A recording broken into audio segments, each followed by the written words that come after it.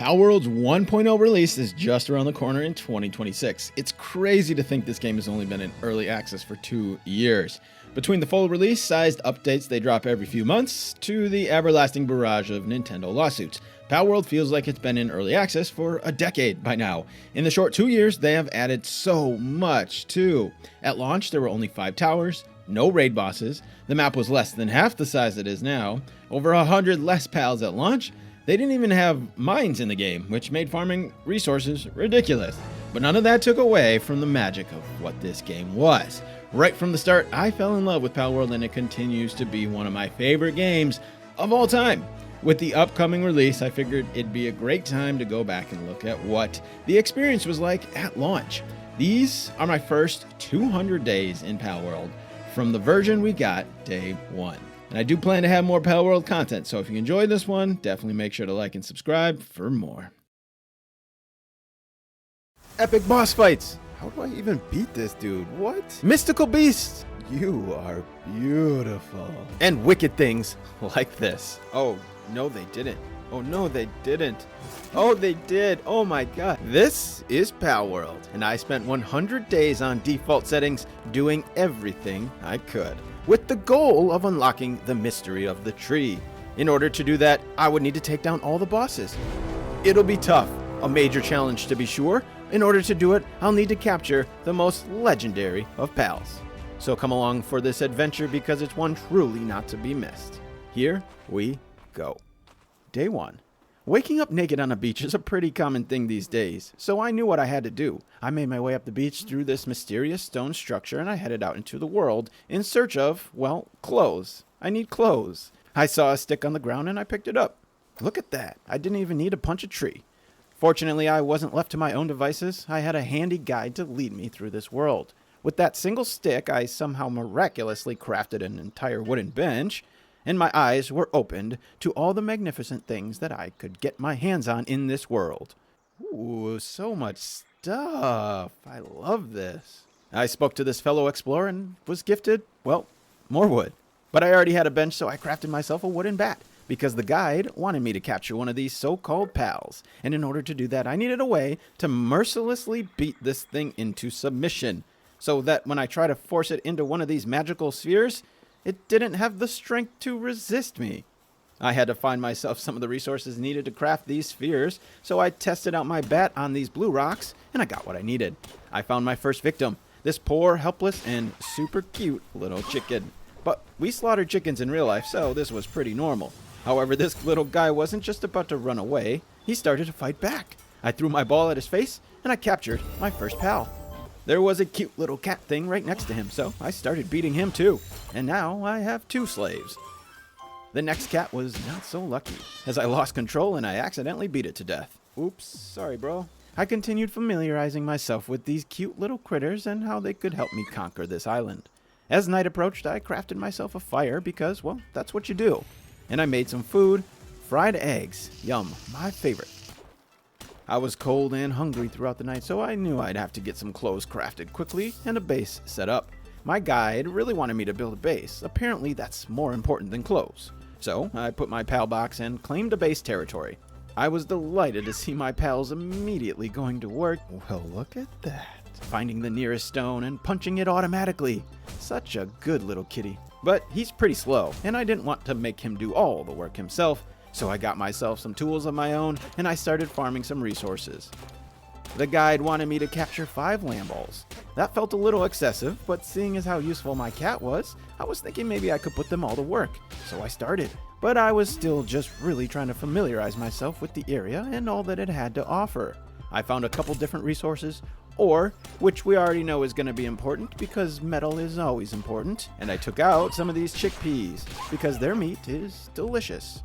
When night came, I once again was freezing. Now I had some cloth, so I could actually make some clothes. I tossed them on, and thankfully, it warmed me right up. My small pal team was already hard at work before the sun even rose. Cativa crushing rocks and little Lamball carrying them to my storage. These 2 hard workers definitely deserve some beds. Look at that, they even wanted to build it themselves.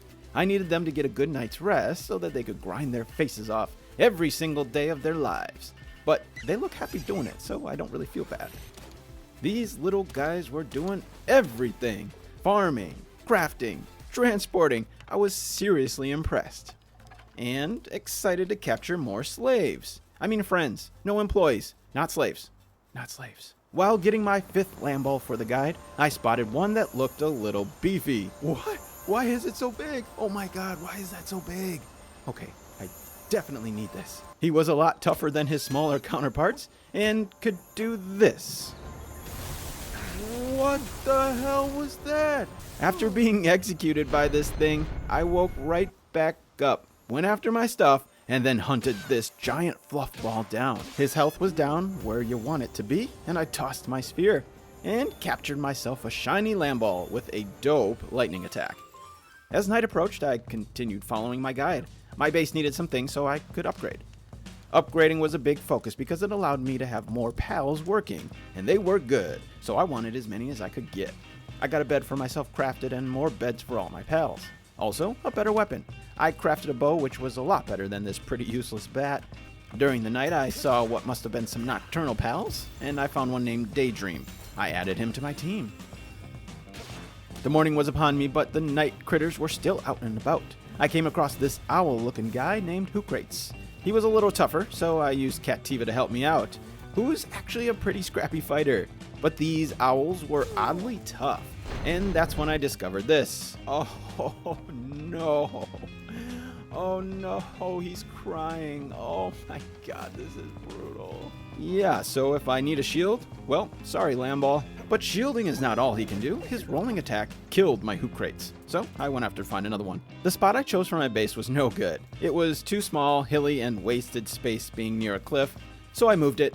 I found a really flat land right near the starting point with a beautiful pond and waterfall right next to me. I didn't have a ton of resources yet, but still had to deal with the annoying process of moving all my stuff. And even though I only had 2 chests placed down, I got raided. What? What is this? What's happening? Bro, I have no defenses. What's going on? I used my bow and my scrappy gang of pals to defend our completely empty base. Not sure what I was even defending, but they did give some good loot. I gave Cattiva a nice pet for doing a good job, but he appeared to be sad. Bro, what's wrong? Turns out he was hungry, and I know the feeling. When I'm hungry, I turn into a monster. So I crafted him a feed box and I tossed some bread and berries in there so he could eat. And just like that, he was happy again. Now back to work. I finished moving my base and I crafted up a few basic things as the day was nearing an end. I started getting my essentials down so I could continue upgrading my base. A berry plantation up first. The gardening is so slow. Not something I'll ever do manually, but I didn't have a bunch of farmers yet. Just the chicken, which doesn't do all the processes. I cooked up some food, a shield, and some more spheres before I headed out for more pals. There was a Dinosum right near my base, and he looked cool as hell, but a much higher level. I tossed out my lucky Lamball and went after him. Lamball held his own, but I was too weak, and he shredded me. I went back to get my stuff. I didn't even bother going after him. I was way too weak. I'd probably waste all my balls trying to get him. So I just kept exploring. I found myself the Eichthire deer. Cool looking deer and an even cooler name, even if I'm not saying it right. I did a bit more exploring, but headed back to base to craft some more. I was still figuring out the mechanics and learning all the different things I could do, so that was pretty much the rest of the day. At night, I found a few more nighttime pals again and tried to capture them. This time, I was able to come away with the Hookrates. I continued progressing my base. As the unlockables became available, I was seeing a need for more and more resources. I crafted myself a logging site to get myself an endless supply of wood, and my brand new deer was perfectly suited for the job. Dude, so this is your life now. I'm so sorry. I put a statue of power so I could upgrade my capture ability in pals, although that was still pretty far ways away. But in order to upgrade my base, I did need one. Then a stone pit. Absolutely love that these mining pits are available. It makes grinding for resources so much easier. I got some other essentials up and running too, like a mill, a crusher, and some workbenches to craft all the things I had available. And I had another visitor from the Dinosum. I was determined this time to catch this one. He came up on my property, so my squad got involved. I figured I'd definitely be able to take him now, but before I could dodge, he hit me and wrecked me once again. I spawned back in and went right after him. Using my bow from a distance to drop his health, I tossed my balls when he was close, but again, he is basically one or two shotting me. So this just isn't going to work. I was just too underpowered. I gave up on him and went after some easier tames near my base. Foxspart, Pengullet, Goomoss, and got as many as I could before I ran out of spheres. Just as I started the day, I was greeted with another raid. I had to quickly craft some arrows because I had literally no defenses. But once again, my squad does not take kindly to trespassers, and they wiped out the 2 exploding birds quickly. Seriously, who needs walls? I headed out to do some more exploring. I came across a bunch of new pals today, and I captured them all.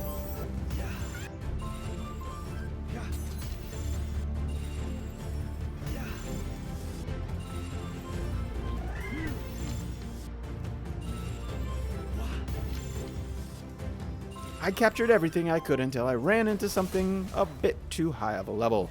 This Capriti wiped out my deer, and I decided to head back home to revive him. He was really my best attacker at this point. My lucky handball was a bit too strong, and his lightning blast destroyed everything I was going after, so I really needed my deer. I noticed you could go down the stairs when I first started, so I went back down to check out that area quick. And I was delighted to find a cave back here. I didn't even know caves were in this game, so that was really exciting. Except I was still under-leveled and I really had no fighters or weapons, so I held off on going there for now. Instead, I just continued leveling up. I noticed early on how much XP you get from catching things, so I made that a big point and caught a bunch. Then, continued progressing my base. I like how it shows all the things you can unlock early on instead of blacking them out, but it made me really want to level up fast. Some of these saddles and cooler weapons were calling my name, so I built what I needed around my base to progress. I took some time to look over my pals, and I was just trying to familiarize myself with all the things they offer. I was seeing the passive abilities and the partner skills that they could use, but before I got too comfortable, another raid. This is crazy. I'm hoping that these don't get too difficult. I wasn't looking to craft a bunch of base defenses. For now, my current pals fended off these raids just fine, but that could change. After a few more levels, I unlocked some new things I wanted to test out. Of course, this was dubbed Pokemon with guns. It was time to use my first gun. But not on me. It was for the monkey. I crafted Tansy's assault rifle and I gave him a test fire.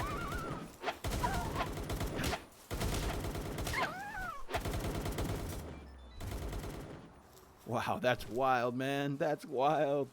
Also, I tested Celeray's glider ability. Oh, this is dope. I like this.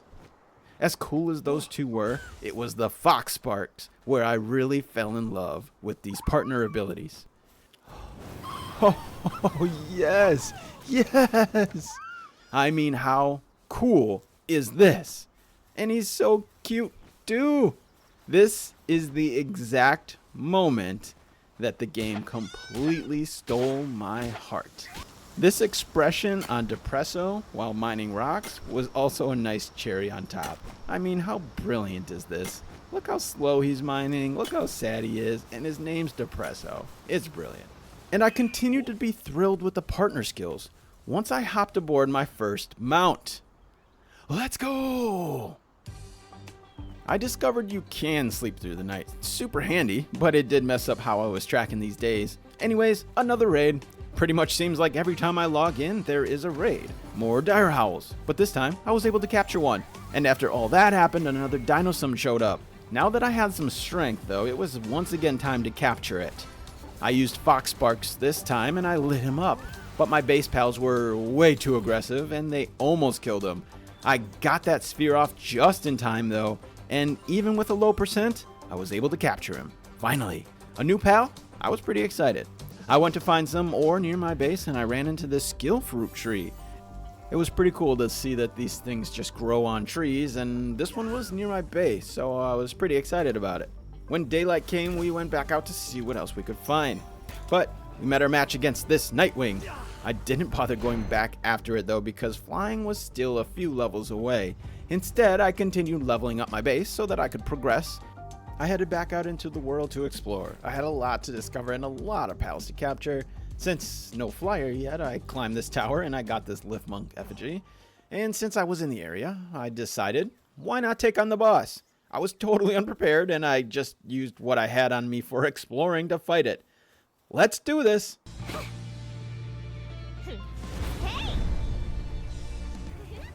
Let's go, deer.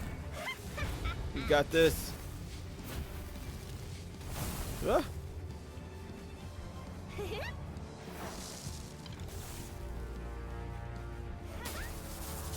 Crap. Can't even get him. He's so aggressive. There we go. Ooh, that hurt. I knew I had the advantage by being able to ride around on my speedy deer. But once I hopped off, my deer was no match and he got destroyed. Alright, Chickpea, let's see what you got.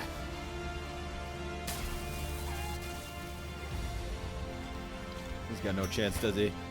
He's got no chance, does he? He's doing a little bit of damage. He's doing something. Oh, wow, he's doing it. Let's go, Chickpea.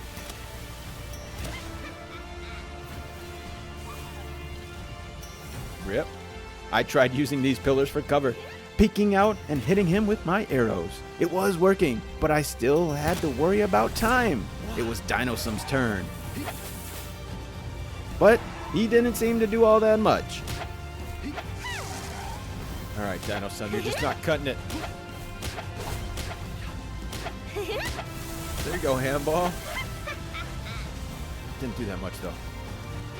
Handball, my shiny Lamball did okay, but I really knew what I had to do. My Fox Sparks was the answer. Well, Fox Sparks, you got this. You got this. Time was running out. He only had 1,200 health left. The clock was ticking. I grabbed Fox, ducked out from the corner, and lit him up.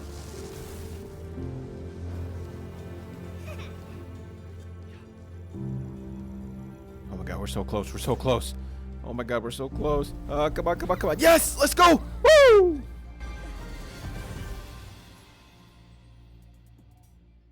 And I gotta say, what a great fight. Not only was it challenging, but it was a lot of fun. And if I had gone in there more prepared, surely it would have been easier. But I was so hyped to continue taking on these bosses because they were a blast. Before heading home, though, I searched the nearby area and I found this encampment with a poor, caged pal. So, well, I set him free, but only to reacquire him now as my property. Sorry, guy, I tried to set you free. When I did eventually get back to base, wouldn't you know it, another raid. Surprise, surprise. It's already starting to get old, honestly, but only because it's a little distracting. But Fox Sparks made quick work of them. Today was all about grinding. I had some ore to harvest with my upgraded pickaxe and new things to craft. I farmed some nearby pals, including some water pals to get their pal fluids, and then I started on my sphere bench. These basic level spheres were already getting tough, and I wasn't even going after that high of a level of pals, so I definitely saw the need for upgrades. But also I knew upgrading my capture power would help, so I did that at my statue. Also, I slightly boosted my Fox Sparks because, well, I was in love. Another day, another raid. You'd think I'd put up some walls by now, but it's probably still gonna be a while. My base was now past level 10 and I had defeated the first tower boss. There was no longer anything to guide me along this journey, and this world was at my fingertips. I set out on my deer with the goal in mind to capture everything. A lot of new pals to discover and places to explore, so I set off, doing just those things.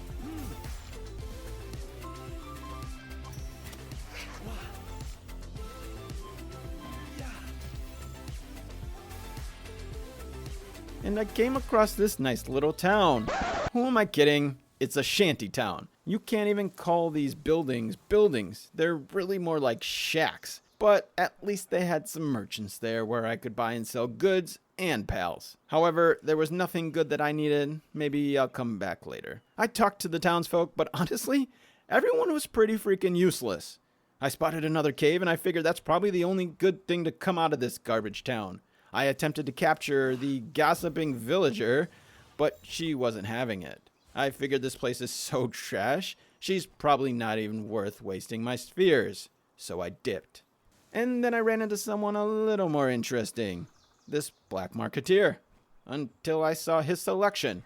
And thought, oh great, another useless human. I think I'll stick to the pals.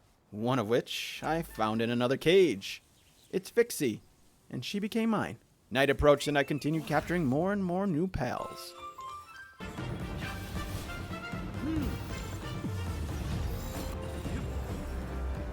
Back at base, I just kept on testing out some of my new pals and all their abilities. I particularly caught interest in the Dire Howl as a mount. Speedy and quick with decent power. I really liked this guy. And it's a dog. I mean, dogs are awesome. I mean, it's a wolf, but it's a dog.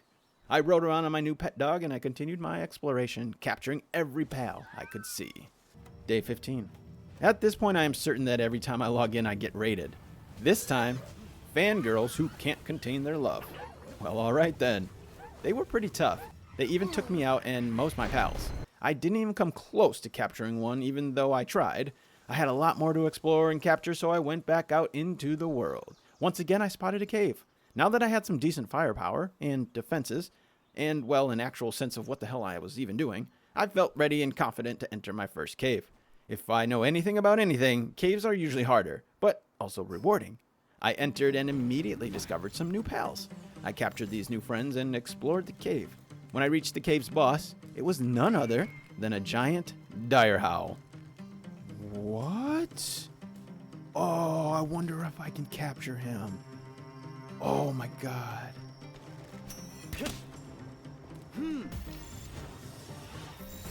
And I could. And I did. My very own giant boss, Dire Howl. I was hyped. I said sorry to my Fox Sparks because this just instantly became my new favorite pal. He dropped back home into my pal box, so I continued exploring before I headed home to test him out. I had a bunch of stuff to craft, so I got those processes started back at base. But eventually, I busted him out. My new favorite, who I named Good Boy, because he was a very good boy. And after a full day of running around eating all the chickens and lambs for meat, the next day I was ready to boost this pal. I figured he'd be a perfect one to boost stats because, well, I liked him. I honestly didn't even bother looking at his stats at this point. I just liked the fact that I had a giant wolf. In addition to soul boosting my good boy, I also gave him some new abilities. I was so hyped about my new good boy, I felt confident enough to take on this Mamorest roaming around annoyingly near my base. But at such a high level, he one-shot good boy, and I literally was doing 1 damage to him. I started to see the importance of being a higher level. There was no way, so I bailed. And my base was growing, and my stuff was growing as much. It was time for some organizing. I had a bunch of storage bins to craft, and I had a bunch of stuff to put in them. So basically that was my whole day. Oh, but don't worry, before the day ended, the routine raid popped in.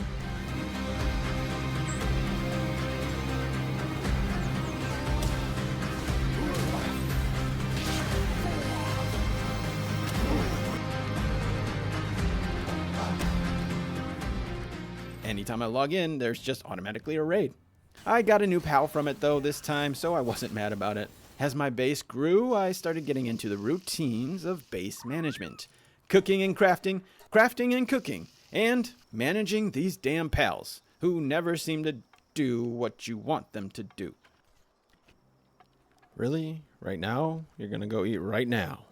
Can't finish this first? Okay. Oh, look at that. We get a new helper. Alright.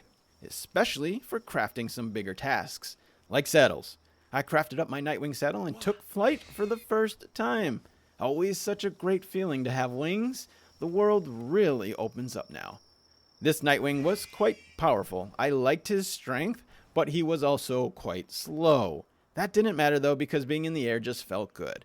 I explored the area until I eventually found myself another alpha pal, the Pen King. I entered his dungeon and I took him on. My Nightwing was outmatched, and Hamball couldn't even get a shot at it. Even though I was a higher level, I still got wrecked.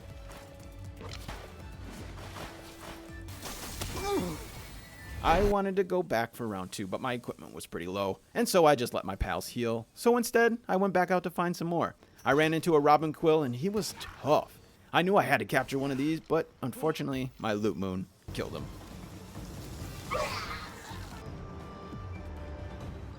I ran into a few more of these Robin Quill and I desperately wanted one. I put all my efforts toward capturing this much higher level, and I was able to snag him after he was near death. And after a struggle with my current spheres, it was once again time to upgrade. But also an upgrade to my weaponry. I came across this crossbow schematic for a slightly improved crossbow, and boy oh boy I was happy about it. This was quite an upgrade from the bow, even the triple shot bow, and arrows are actually quite cheap to craft. After repairing my armor and healing my pals, and equipped myself with more firepower, I went back after peeking. I easily took out his assistants, and Robin Quill and Dinosum nearly destroyed him, but not before I tossed out a Gigasphere and brought him home. By the way, Robin Quill was a beast. He was easily my strongest pal at this point. It was about this time I realized how useful these boss level pals are. Capturing or killing them gives the ancient civilization parts, which I had been searching for. I wasn't super focused on them before, but now they were a big priority. Chillette was the next one nearby. Just at level 11, he was a pretty easy capture. I headed back into the shanty garbage town to take on that cave. The cave felt a little familiar, so I just ran straight to the end, and I found myself a pretty useless fuddler. But I snagged him for his ancient parts anyways. So this gossiping villager told me to tell her about any caves I came across. Well, after doing the cave, I thought maybe she'd give me a reward or something. But nope, she just repeats herself. Useless! I didn't intend to capture any humans, but this person annoyed the crap out of me, so I had to do it. I had to. I put her to work. Maybe she won't be so freaking useless at my base. And she wasn't. She crafted some arrows. Now, I was less mad at her. Good job, you. As the rest of my pals went to bed, I put Robin Quill from my party, and he's actually a pretty solid helper. After getting more of those civilization parts, I was able to get my incubation chamber set up. I popped the egg in there, added some fire to warm it up, and headed to bed, waiting patiently for my first egg to hatch.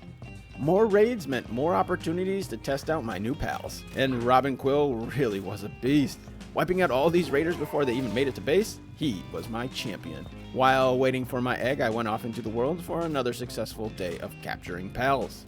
Plenty of new pals yet to discover, but I was all about grinding that XP at this point, capturing up to 10 of each pal to max out my gains because there was a lot of stuff I wanted to unlock. My egg hatched me a Rayhound, which is pretty cool looking. I popped back over to the skill tree and was glad to see I had grew some more fruit. I wasn't sure if this was a one-time deal or if I could keep coming back for more of these, and I could, so that's awesome. There were more Dinosum near my base again, so I went after them. It's great to see my progress here. I struggled so much with these dudes early on, basically one-shotting me in my spheres, doing virtually nothing. But I'm much stronger now in every way, and it's a good feeling that this time it was a piece of cake to capture them. Also, in general, it was just getting much easier to capture pals. This Serpent and Broncherry surely would have been much more of a challenge had I gone after them early on. I was making my way through the pal deck and into some of the higher level pals. So I had to make sure to keep upgrading my spheres and my capture power. I hadn't been using it much except for fiber, but the Crusher is low-key like the most useful structure. It's easy to craft and it turns stone into Paldium. Paldium is used for spheres and it gets pretty expensive, but it's also used for the endgame metal, Pal metal. So access to a ton of it is really important, and the fact that you can basically have an infinite supply as long as you have a stone pit, a good miner, and a good water pal is super convenient. My pals were hard at work, and so was I. Grinding resources, capturing new pals, and of course, managing my brain-dead pals. Vixie, what are you doing? I have one roof, and you get stuck on it. Come here. Get back to work. I conquered more caves, found new resources, and collected as many effigies as I could see. It's much easier to see them at night, and flying around on a flyer makes them easy to get to. I hatched this goofy-ass pal, Hang You. Don't let its appearance fool you. According to the description, this mofo is vicious. As a particularly cruel form of execution, serious criminals would be strung up in a public square, and Hang You would tear the skin right from their bones. Holy shit, that's messed up. Yeah, pretty brutal, but it does say his arms can rip apart iron, so I thought he might be able to help me farm iron. That did not work though. I didn't notice that he doesn't even have level 1 mining capabilities. Oh, well, that's a little misleading. My base was starting to come along nicely. From the start, I didn't plan on putting down floors or walls, and just going with an open base concept. The reason is, it felt like a waste. I was just trying to be practical with my base design, and I didn't care too much how it looked. I love building, but I didn't want to commit half of my 100 days to obsessing over building something because that's what definitely would have happened. So I just wanted a practical base design. I was up to base level 13 by now, and I could make 2 bases. The goal was to find a good metal spot and use my second base as a metal farm. I took note of a resource-rich spot while out exploring. Near this desolate church was easily the richest metal spot I had come across so far. Also, it was next to a fast travel, so I could get there easily before I even had my PAL box set up. But I crafted a box anyways, and I built my second base. My Peking and Tombats were my only level 2 miners, so I put them to work right away. I worked on getting the rest of the base set up to give them the essentials. I needed a storage box for them to take all the resources, plus a feeding box, some beds so that they can stay happy and productive, and I wouldn't need to micromanage. When day came, I headed back out into the world, and I found myself a Relaxosaurus. I saw that you could ride these things with a missile launcher on their saddle, so I was pretty hyped to get this guy. Sadly, the saddle unlocks much later. And then I made my way to my next alpha pal, Fenglope. He was much stronger than I was, but I was up for the challenge. He one-shot my Incineram, and I knew that this was going to be a tough fight. I tried using this narrow cave to my advantage. He couldn't seem to get out and hit me, until he shot his acid rain, which was brutal and it wrecked me. I really wanted that attack. I spawned back in and I went right back after him. Of course, his health regenerated, but so were my pals. I went in with the exact same strategy as last time.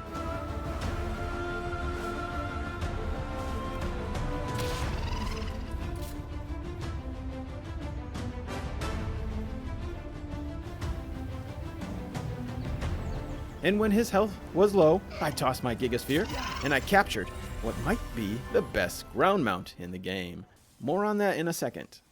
I checked in on my metal farm and all seemed to be going well. Slowly, but surely. I needed some adjustments to make it more efficient, but I was really happy with it to start. I loaded my party up with Cativa because they give a 50 weight boost per one you have on you, and I grabbed as much ore as I could to bring back to my main base. I was really looking forward to testing out my Fenglope, but I still had to unlock the saddle. Now that I had the metal farm up though, I worked on improving my farming efficiency. I set up a couple of forges to cook the metal. I unlocked and installed my first PAL condenser. Since I had so many extra pals at this point, I wanted to start fusing their souls, or whatever it's supposed to be doing, so that they could power up. I wasn't sure how it would work, but it's a really cool way to boost your pals. The game kind of forces you to tame a shit ton of these, and instead of just having to dump them or sell them all, it gives another purpose to the grind. I love that. I took Nightwing out for another day of capturing pals and collecting everything I could find. Now that I have the condenser, I was literally just capturing everything I saw. Specifically though, I wanted to get my Fox Sparks and Dire Howl boosted, so I especially hunted those down. While out exploring, I made my way into another alpha fight. This time it was Catress. My squad was pretty well equipped to take her on. Robin Quill was actually too strong for her, so I had to be careful not to kill her. But my trusty flamethrower lowered her health, and I captured Catress on my first toss. I continued expanding and making my metal farm more efficient. My storage boxes were a little hard to access, so I had to move them. Also, they were too far from my PAL box, which is where I transfer back and forth. Really inefficient, so I made some adjustments. Also, I decided to craft my forges over here, so I could just cook the metal here and then bring it back that way. And of course, the pals over here needed beds, a feeding box, and a hot tub. And after a couple days of that, it still was really inefficient because my kindling pals kept falling off this cliff.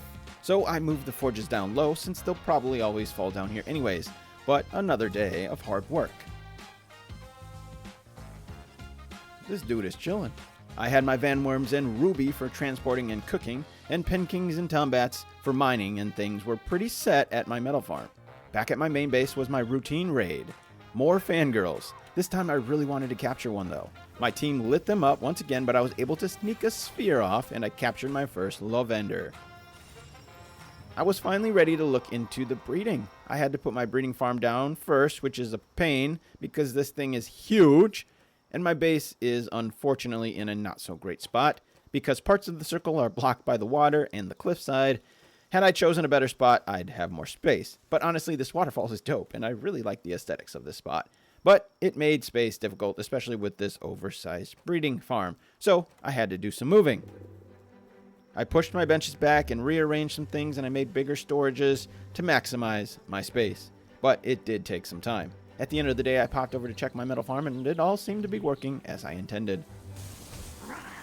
After a long couple days of remodeling, it was time to get back out into the world. Another new pal, another new alpha fight, the King P.A.K.A.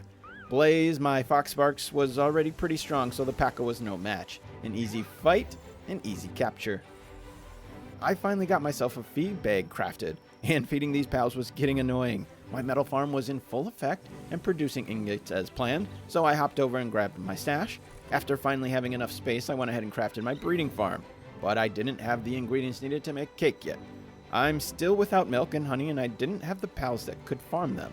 I don't think I had even found the mozzarella yet at this point, so I didn't even know how to get milk. So that was going to have to wait until I could find some. But after actually getting the breeding pen down, I was still struggling for space. So I continued trying to rearrange things to hopefully make more room. I built some floors and pushed my beds back a little to give myself a bit more room. I moved my incubators and farms back too, just to clear out the center area. I knew more things were going to be needed in the future, so I tried leaving as much space as I could. While out hunting more pals, I found myself in a cage Jolthog Christ with Artisan. The passive skill that boosts work by 50%. I figured he'd be a good one to man my fridge once I get it built. I also was able to get my hands on a boatload of eggs. I was definitely going to need to craft up a couple more incubators soon. I found myself in some new territory, and I was coming across more and more pals that I had not seen yet. This was good, of course, but I was really trying to find the pals that could produce the milk and honey. But with so many new pals yet to capture, I was getting distracted and sidetracked every 2 seconds. And I didn't actually find what I was looking for, of course. But I discovered another alpha pal location, and I entered his dungeon. I started the fight against Wyvern with my Robin Quill, as he is still my strongest pal.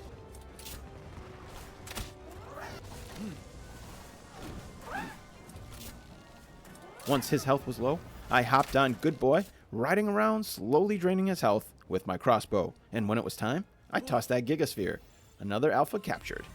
The Wyvern had a swift passive. It got me really excited because that adds a 30% speed boost, which is huge. Except I realized his saddle isn't unlocked until much, much later, level 36. But now I had a new top priority because this Nightwing's slow speed was really starting to get tedious flying everywhere. It is really slow, and the Van Worm isn't much better. But once I got home, I had so many eggs, I had to get another incubator up. Also, since I had my Jolthog Christ, I crafted a cooler box. And I gotta say, this guy literally just sits here doing nothing but cooling this thing.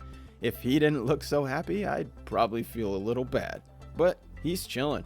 I also used my condenser for the first time and combined my Foxsparks to give him a nice little boost. I had a ton of stuff to do around my base, so many new things to craft and upgrade, more spheres, more palladium, fibers, cloth, literally everything I could. My pals were hard at work, and so was I. I crafted a generator even though I didn't need it for anything, but my base upgrades required it. And it was still a priority for me to get my base leveled up until at least 15, where I could unlock 3 bases. My metal farm was solid, but I did end up doing some hand farming because it's much faster, and I was burning through metal crafting all my stuff. I hatched some more eggs and once again surprised by the pals that I was getting. I started getting a bunch I had never even seen. I realized here how beneficial it is to hatch eggs. I didn't think much of it before, but now when I'm out in the wild, you bet I'm going to be grabbing every single egg that I see. This bird just became my best worker pal pretty much. He'll make cooking metal a lot faster. Some of the crafting times were starting to get pretty long, but also I needed to upgrade my base. So I went ahead and got myself a sphere assembly line built. I headed back out into the world, this time with my Van Worm, and I ran into Azeroth, a water boss.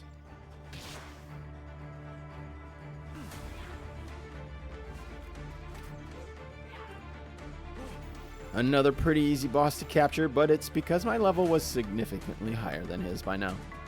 I was feeling really good about my current power level. These bosses were going down pretty easy, so I continued hunting them down. Next up was Ibushi.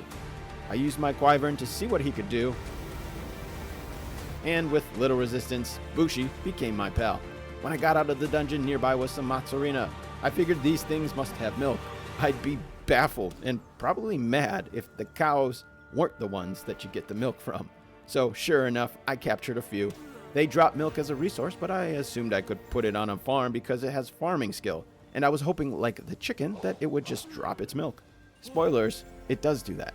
Weight was becoming an issue. I didn't really want to pump stats into the weight, so instead I crafted a Broncherry saddle. While equipped, it gives an extra 100 weight, which is pretty significant, 50 more than the cat.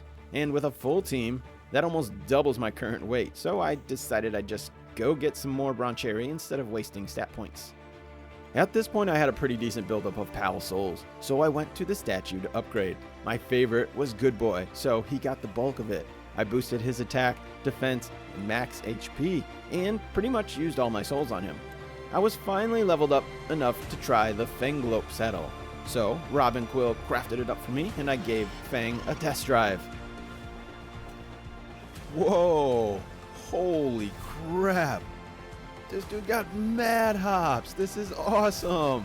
Holy crap, this is dope. And he's fast too. Let's go! Yes! Yup, I just found my new favorite mount. His mobility was freaking awesome. He wasn't just fast and strong, his double jump was insane. I honestly felt like I'd be able to traverse the world better than with my slow flyers. But I was a little bummed because I just dumped all those points into Good Boy, and it was looking like he was going to be sidelined as a mount for this guy. Also, I didn't know at the time that you could reset your souls. But nonetheless, Fanglope is legit. After doing some cool 360s with Fanglope, I put him to the test and took on Mammorest. Something I have not been able to capture yet because they were too strong.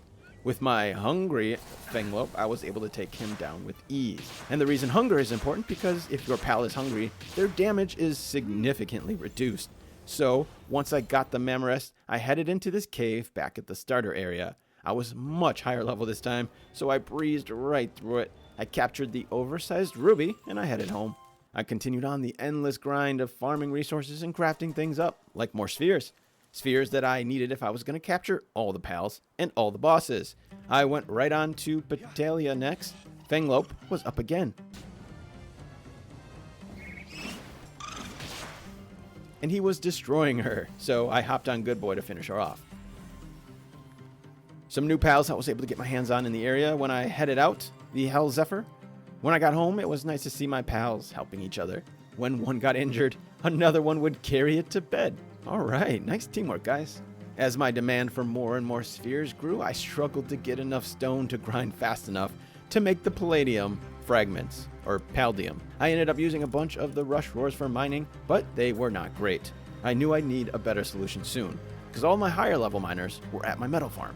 After another long day of farming and grinding, I found myself once again at another boss fight, Relaxosaurus Lux. But unlike the past few, this one was a higher level than my pals. I was so obsessed with using Fanglope, I disregarded the fact that I'm using his water moves against an electric type. I just really like his jumping Kamehameha. Robin Quill did most of the work though, and once it was time to throw my spheres, I got a little cocky and he killed me. But Fanglope avenged my death and he finished him off. It counted as a defeat, and I got the resources, but that's not what I wanted. I wanted to capture him. Now I had to wait for the timer to reset before I could have another go. But I figured I'd move on to the next one and come back another day. I was, however, trying to capture a bunch of his base versions, the Relaxosaurus. I noticed his saddle has a rocket launcher, and I was really looking to get a beefed up Relaxosaurus so that when it came time to use his rocket launcher saddle, he'd be a monster. Not too much later, it was the next challenger, Univolt. I hadn't even seen one of these before, so I was excited to get my hands on it.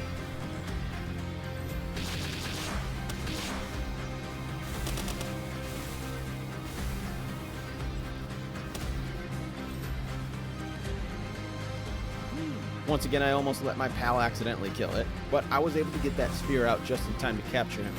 I was up to level 33 at this point, and I was sitting with a ton of engram points. I had a bunch of stuff to unlock and test out. It was time to upgrade my armor to heat gear so that I could make my way out to those biomes and start getting more of those dope fire pals. I got my armor done up, but before I went over there, it was time to breed. I had my Ragnahawk and Arsax cooking my cake, which takes a stupid long time for just one. For my first egg, I wasn't trying to do anything specific. I didn't even know how the breeding worked exactly. I just wanted to give it a test run. So I grabbed a random male and female, and I let them get busy. and it gave me a scorching egg. I tossed it in the incubator, and it had about 10 minutes to wait. But I wasn't about to stare at it waiting. I had lots to do. After obsessing over my ground mount's mobility, I figured it'd be a good time to get a faster flyer. I heard tale of an electric bird that could smoke my Nightwing.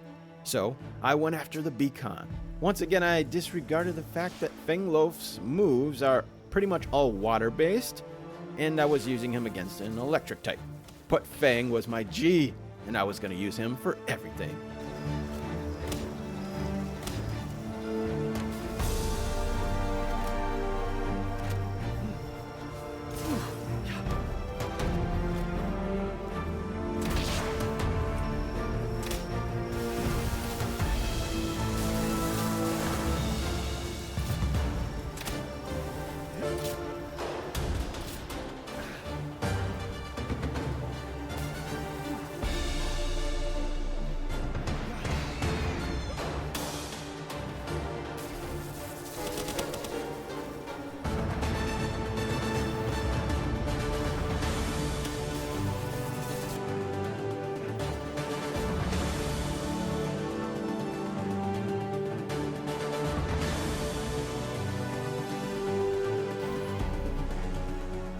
It was a pretty tough fight, though. I wasn't going to be able to unlock the saddle, though, so I had to stick with Nightwing and Fangloaf to do some more exploring.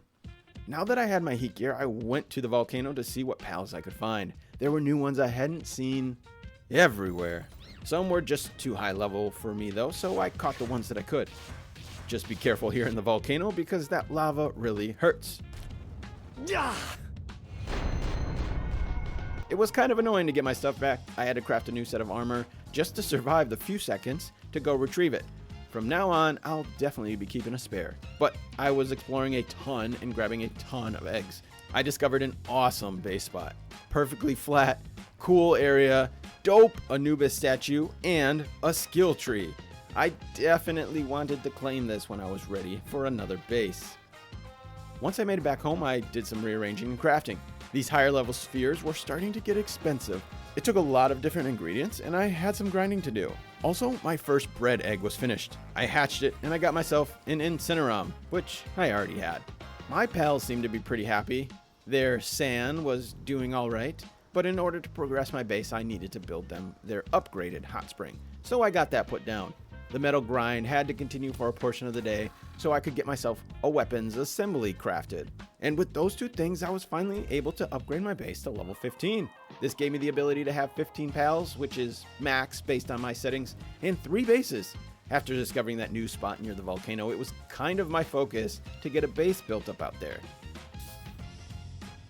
Wow.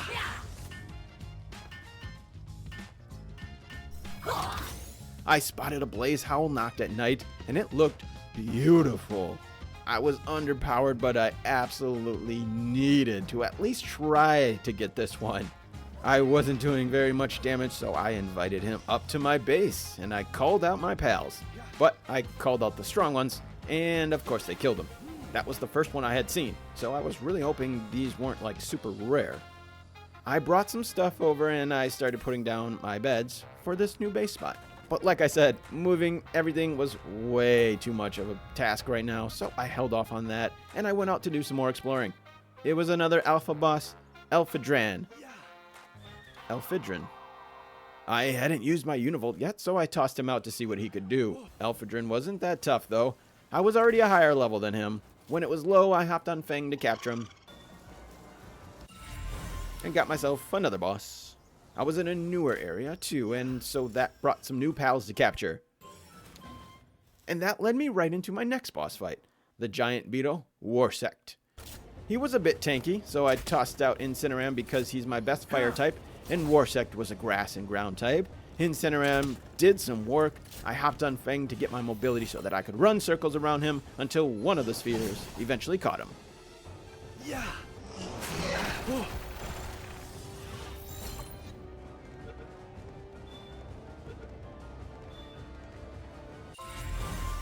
When I got out of there, I finally found myself some bees. I was going to need them for my cakes, and after all this time, I hadn't seen a single bee yet.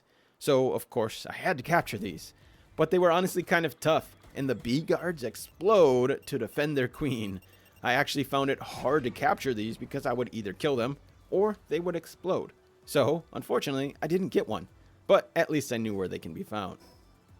There was still so much to explore, so I spent the day doing that, but not on one of my flyers. I was so in love with cruising around on Fenglope and his ridiculous super double jump. So, I traversed the world by hoof, and I explored a bunch of new areas. My metal farm was pretty decent, but I found it had trouble keeping up with my insane demands. So I found it helpful to spend 5 minutes here and there just mining stuff manually. Maybe if I get better miners in the future, I won't have to do this, but for now, this was my quickest method. I hatched one of my many eggs, and I was so hyped to get a bee guard. Since I couldn't get one before, it was really lucky. I assigned her to the ranch so she could make honey. I ran around like a madman the rest of the day farming everything I needed to craft a beacon saddle. I really wanted a faster flyer, but I had so many other things to upgrade as well. Finally, I got myself a better forge crafted and I did some more rearranging. I had this reptile I hatched from an egg. I tossed him out to help cook my cakes because he's a level 3 kindling. There were a ton of things I needed to craft, so I constantly kept running out of metal, which prevented me from actually crafting the beacon saddle. But I did get a production assembly line up to make crafting all these freaking resources a bit faster. I fast traveled out to my desert base because there is a good coal spot out here, so I farmed that up quickly. But also I had been continually getting great stuff from these eggs, and there are so many out here in the volcano. I just flew around forever grabbing all the eggs. I spotted the legendary Jetragon, but kept my distance. I was a long way from being able to go after him. I flew out to one of the wildlife sanctuaries and I saw some cool looking pals, but it said criminal activity underway. I literally wasn't doing anything. I guess maybe just trespassing. But everyone was sleeping, so I just looked around and then I headed out to the big tree because honestly, who hasn't tried to come out here? But on my slow ass vanworm, it was taking forever. I honestly just Googled it because I was so bored. Can you get to the big tree in Palworld? And the answer was no. So I took a hard right and I went to the snow mountains. Out here once again, I spotted some new pals, but these were much higher. Definitely endgame pals. I was nowhere near equipped to be able to go after these, so instead I grabbed the eggs. And there were a ton of large and huge frozen eggs. I was very excited to get these hatched. I discovered a new resource as well, some quartz, which I hadn't yet come across, so that was pretty handy. I got back and I stored all my eggs. Only had the 2 incubators, so I was definitely going to need more soon because this egg hunting was super beneficial. After a couple days of exploring, it was time to get back to capturing more pals. I discovered another dungeon and I breezed through it. I faced off with a giant Digtoise, but Fenglope, being much stronger, had no issues taking him down before I captured him. I figured this guy would probably make a good miner. Then, just up the way, the next alpha. But this Broncherry Aqua was quite a bit stronger. I started the fight with Robinquill so I could pump him full of arrows while Robinquill launched his seed grenade attack. But even this level 30 was still pretty outmatched to my pals. I used Fenglope to toss sphere after sphere and it actually took a ton, but eventually I got it done. I was feeling pretty unstoppable at this point. My pal squad wasn't facing many challenges, so I sought out something a little higher level. The King of the Forest. Way back when I tried fighting this thing and I did about 1 damage, but now I was confident that I could take it down. Since it was a higher level, I actually tried using the appropriate element type this time. I tossed out my fire guy, Incineram, to take on this grass Mammarist. His partner ability, Flameclaw Hunter, is a nice, powerful fire move.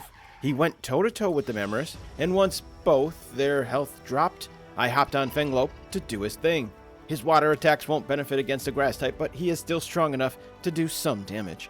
Also, the mobility is so clutch, he's always a good pal to finish them off. But I was trying to capture him. Sphere after sphere, I tossed as many as I had on me.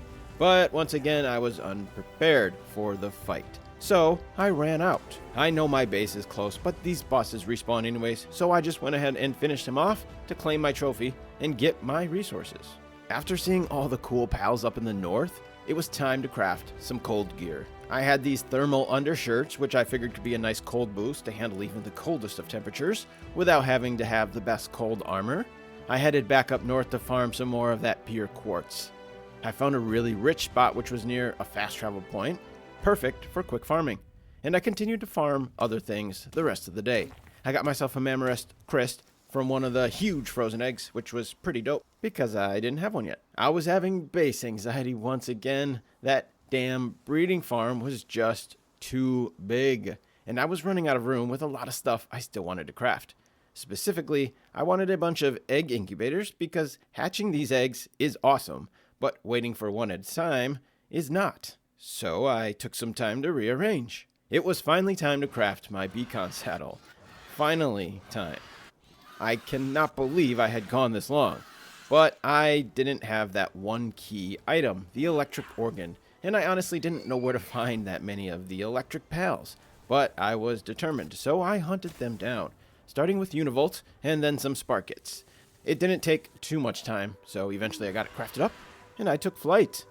And oh my goodness, it was so much faster. Oh man, this is so nice. It was also pretty strong, so I decided to give it some new abilities, because this was now going to be my main pal. I loaded up some other pals with some new skills as well and boosted my current squad with souls. I discovered that you can reset your pal souls. It just costs a bunch of gold. Finally, I actually found a use for my gold. I don't think I had really needed to purchase anything because most things are easy enough to find in the wild.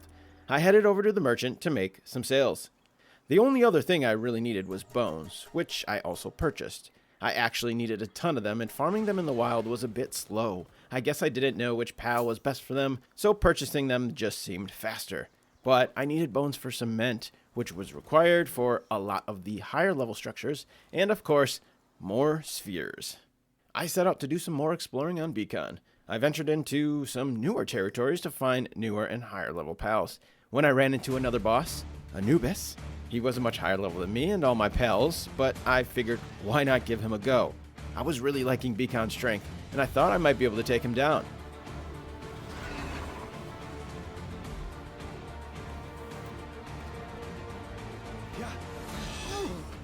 But his attack wrecked Beacon, and then wrecked me, and I was way underpowered. I went back for my stuff, but ran for my life after that. I was not ready for that fight. Back at base, I tossed out my best workers, and I continued grinding and crafting. One of my latest additions, the Yormantide Ignis, who I hatched from one of those hundreds of eggs I got from the volcano, was an absolute monster because he had the level 4 kindling. But I didn't even use it on metal yet. I crafted some charcoal, and it was basically done before I even turned my back. Holy shit, that was fast. It wasn't until the metal where I realized how insane this dude actually is, though. I grinded the day away, and into the next day, eventually making my way to another boss, Verdash, a grass-type pal. So once again, Incineram was up.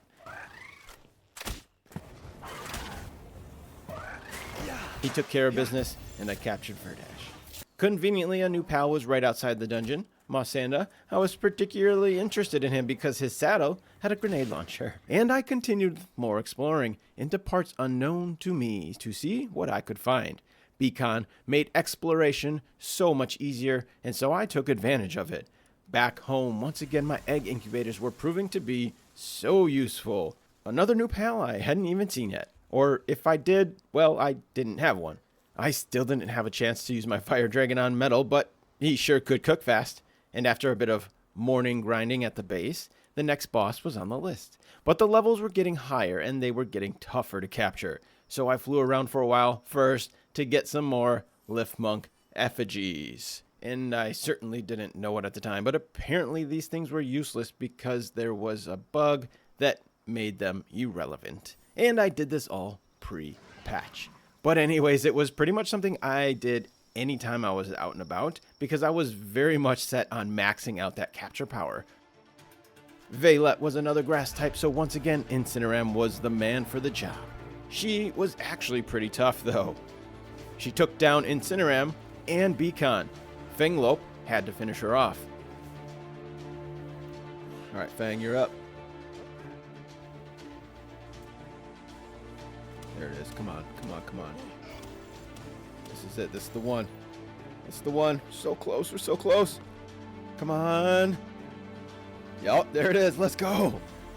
Veilette. The raids continued to happen regularly. I just didn't really pay much mind to them. Eventually, I was getting annoyed, having to swap out all my workers for more powerful ones though, and then swap them back. If there was a preset to just select the group you want, that'd be really useful. Please add that. But I finally put up some walls. Finally.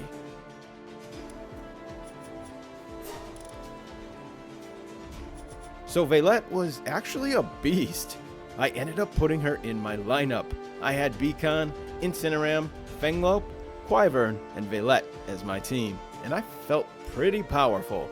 But I knew I'd need to level up even more to take on some of those harder bosses. I continued exploring and capturing things to level up even more, and after some more metal farming, I finally got a chance to use my Yormantide Ignis.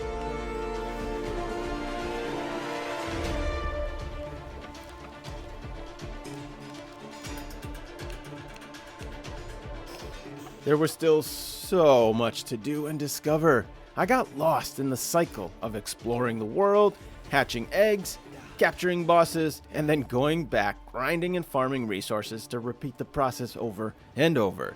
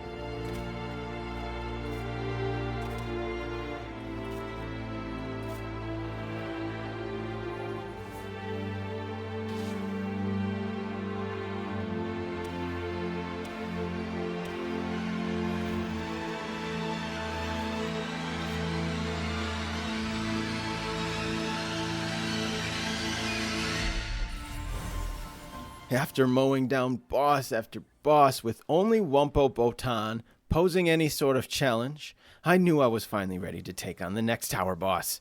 I headed up north and entered the tower.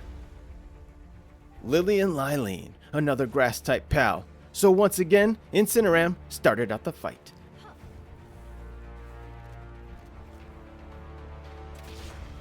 I let him do his thing, while I stayed a safe distance, shooting her with my crossbow, dodging her attacks. Incineram got a good chunk down, but his defenses are pretty weak. I called on Wyvern to join the fight, but he was somewhat ineffective against her, so Fenglope was up next. There we go.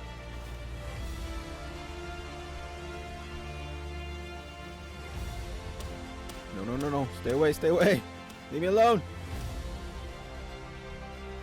The movement advantage, his clutch. But while I thought I was safe behind a pillar, she got me with the seed grenade and took out Fenglope. It was Veilette's turn up next. She hadn't been truly tested yet, but I had confidence that she could get it done. And damn did she get it done. Veilette, let's go. She was going toe-to-toe with Lily and Lylene and almost finished her off herself. But she got hungry, and her attacks dropped significantly. So I called her back, and I tossed out Beacon to finish the job. Let's go, Beaks. Let's go. Finish her off. Let's go. Come on. We got this. Almost there. Let's go! That fight made me realize how underpowered my character is still. Probably because I'm still using a freaking crossbow. So, first thing the next day was time to upgrade.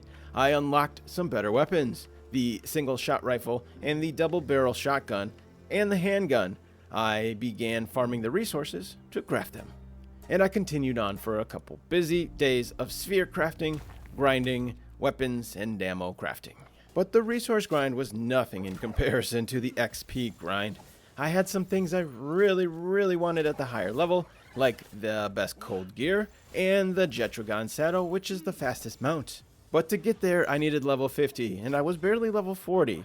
I started the grind of capturing the 10 times of each pal for that huge boost. But I stopped short when I reached my next boss, Seabelix. It was an ice type, so once again, Incineram was up. He's still really my only higher level fire pal. She put up a good fight, but my fire type advantage over her ice provided to be too much for her. I headed back out to capture more and more pals, continuing the XP grind.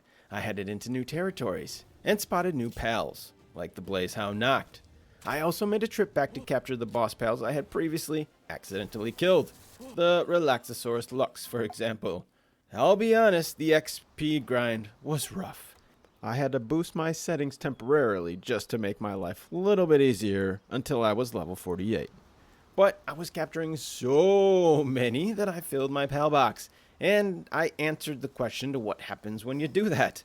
Well, they just stay where you caught them. But that also prompted me to find a solution to get rid of them. So in comes the butcher knife. Oh no, they didn't.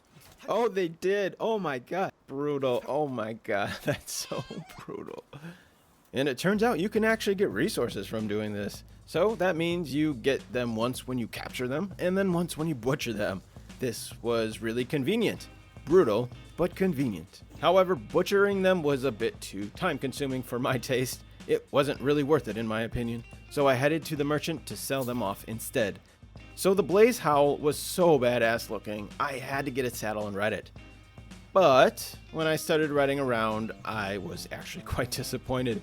It is incredibly slow, and its wings don't do anything, not even a double jump.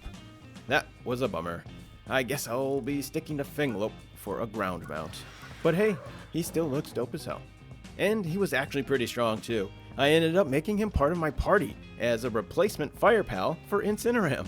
I was wanting to get more into breeding, but I really needed more space. I ended up not ever completing my third base near the volcano, so I moved it right next door to have a separate breeding base. Once the base was up and the cake was cooked, I had a specific pal in mind.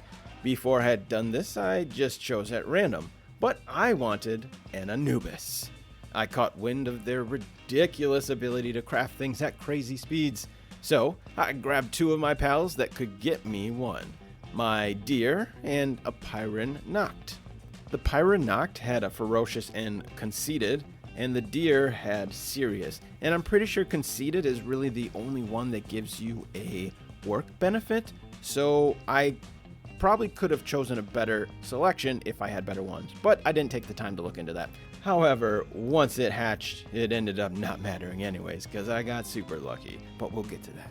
I let the two breed a few times over and over to get as many helpers as I could. I tossed them in the incubator, and my settings were still at default, so it was gonna take a while. While waiting, I had a day full of grinding and crafting. I had another upgrade available. I put down my sphere assembly line too, so that I could get the legendary sphere. I had been hearing whispers of the ultimate farming location, a place with abundant coal and ore. So I set out to investigate, and it turns out it's perfect. I took down my old metal base and I began transferring to this new refined metal haven. But it was no quick process, mostly because my indecisiveness. I built a platform, then I tore it down. Then I built a different platform, and then I tore it down. Then I built a giant structure, then I tore it down. I honestly was having serious building anxiety, mostly because the building is so primitive and this spot is covered in hills. It was really difficult to build on. I was having trouble coming up with something that I was happy with and that was also practical. And eventually I realized that just wasn't going to happen.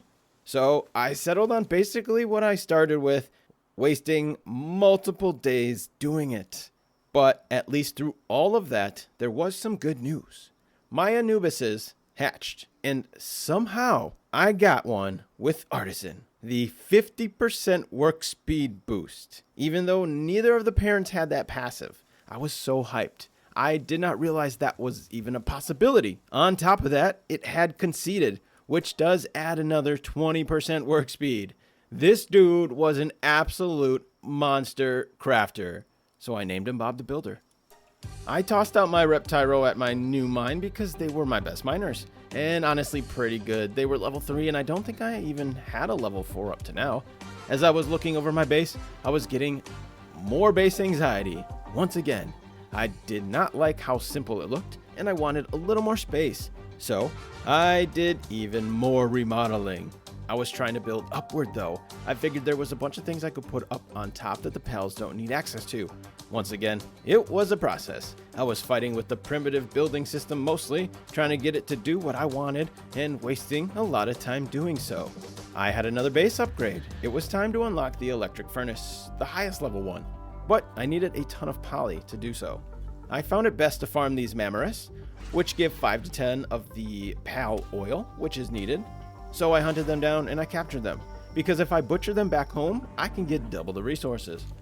So I mentioned earlier how sometimes I can lose myself in the building process, and that pretty much happened here.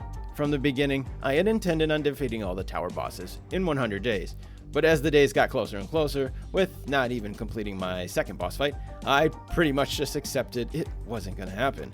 But then when I spent these last few days unnecessarily reorganizing my base multiple times, I fully accepted that this was not going to happen in 100 days. However, that did not mean I wasn't going to do it at all. I just wasn't going to rush it. So I took my time and I reorganized my base the way I wanted, and the way that made it feel and look so much better aesthetically, and felt better practically. And let me say, it felt damn good. After finalizing my base design with my breeding farm next door and the goat metal spot set up, I was ready to continue conquering this island. I had my sights on the next tower, but I had to do some prep first. Ammo crafted up for my weapons, which I only had my upgraded crossbow, single shot rifle, and the double-barreled shotgun.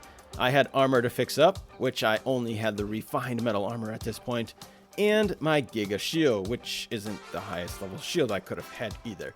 Obviously, I wasn't fully equipped going into this, but I was a level 48 at this point after all that XP grinding, so my confidence was peaking. And my team was pretty stacked.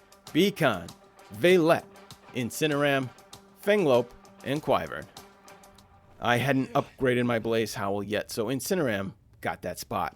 But my arrogant ass completely disregarded the element types, and I just started with my favorite, Fenglope, who has water moves against this electric type.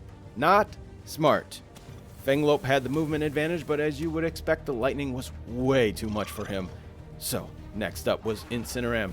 I used my single shot and shotgun to pop off hits every chance I could get, but he was ruthless coming after me and just lighting me up with his lightning blast. Before I could even get out my strongest pal, Vaylette, he wrecked me, and I was humbled. But that wasn't going to stop me from trying again. I had some repairs and ammo replenishing to do. I also upgraded my shield to the next level shield, the best one I could get, and a better weapon, the assault rifle. My squad was decent, but I decided to make some adjustments. I spent my gold to reset the stats, and I poured souls into my new lineup.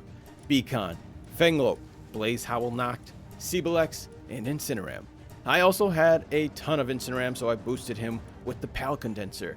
But I had a major brain lapse. And for some reason, I thought water was the advantage. So I went ahead and I dumped a bunch of my water skills into my new squad. And well, water is weak to electric. So I was going in at a major disadvantage. I started out with Incineram again. He's been my trusty pal so far, but I had to switch to my new guy Blaze Howl to see what he could do early on, and he was putting in some pretty good work. Even his water attacks were doing some decent damage. But the real gem of this fight was the assault rifle, surprisingly. Damn, this thing puts out damage. I didn't bring that much ammo though, so I tried to stay alive and let my pals do most of the work, getting in shots when I could with that and my shotgun. 3 minutes in and Blaze Howl was taking a beating. The boss's health was down to just 100,000 of the 130. I tossed out Fenglope to continue the fight. He was staying strong, but time was running low and he just wasn't putting out enough damage. I was past halfway and not even halfway on the damage. I threw out Beacon, hoping he would be stronger. But in the moment, for some reason, I was still disregarding the element type, and his electric moves were ineffective against a fellow electric type. Sebelix was up next. I didn't even think about it, but she was an ice type fighting a dragon type, so her moves were highly effective, and her partner ability did massive damage. But it was too little too late. I got down to 1 minute left and I still had over 40,000 left to go. I knew it wasn't going to happen, but I continued to fight until the very last second. Well, that's all she wrote. Well, that sucked. I mean, the whole 100 days experience was amazing, but talk about an anticlimactic finish. I can't believe my dumb brain completely messed up the element types and their advantages. I didn't even have the realization mid-fight. It wasn't until it was all over when I was like, wait a minute, and I finally realized how dumb I was for going in with water moves. Nonetheless, I had a blast in these 100 days, so much so that there was no way I was not going to continue. I had legendaries to tame, and more bosses to conquer. And, well, I really wanted one of these. Which is why I did another 100 days. And if you're watching this and part 2 isn't out yet, oh, it will be soon. So, I'll see you on the next one. I appreciate you. Have a wonderful day, and thank you for watching. Peace. Have you ever set a goal in a game only to be sidetracked by every other thing? Well, that's the story of my life, and Palworld was no different. I set out to defeat all the bosses in 100 days, but because this game is so great, I got sidetracked doing everything else. It was an epic 100 days, but I still had the goal of defeating all the bosses, so I committed to 200 days to try and conquer every single boss. Don't even worry about watching those first 100 days. This next 100 is plenty action-packed. But of course, if you want to check it out, I'd also appreciate that. Here we go. Day 101. I went into that last fight with a death sentence. I cannot believe I had a total brain fart and tried defeating him with water moves. After that moronic strategy, I went straight to my pal box to look into what ice types and ground type pals I had, so that I could take him on with the proper element advantage. But unfortunately, Sebelix was my only decent ice or ground type, so I went ahead and pumped her up with some pal souls.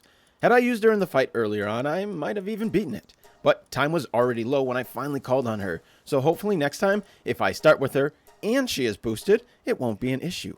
However, it'll be a little bit before I return to the fight. After being humbled, I needed to recover mentally, and I had a lot of repairs and upgrades. My weapons needed repairs, and I also wanted to craft the pump action shotgun, so I farmed up some high quality pal oils to make polymer, starting with my own by butchering them. I'm sorry for this. I was tapped out though, so it took some time to gather a bunch of resources. Now that I was beyond 100 days, things slowed down a bit for me. I wasn't trying to rush my way right into the next boss fight because there is still so much to explore and discover. And I wanted to take it all in. I had a couple things at the forefront. First, I wanted to get more into breeding, and I had my sights on a couple rare pals that I wanted to get from breeding. So I got to crafting some cakes. But cakes aren't the only foods I got into. I finally started noticing the benefits of the different foods. At first, I thought it was all just different options that kept you full. But these foods actually provide benefits like reducing SAN, increasing attack, and increasing defense. And so I was all about exploring the different benefits of these foods. Since I already had all my pal souls pumped into my pals, I headed out to search for more, but I honestly didn't know the best way to do that. Certain pals dropped them like Daydream, but I killed like 20 of them and I got one, so that wasn't worth it. Even this cave boss Daydream didn't drop a single one.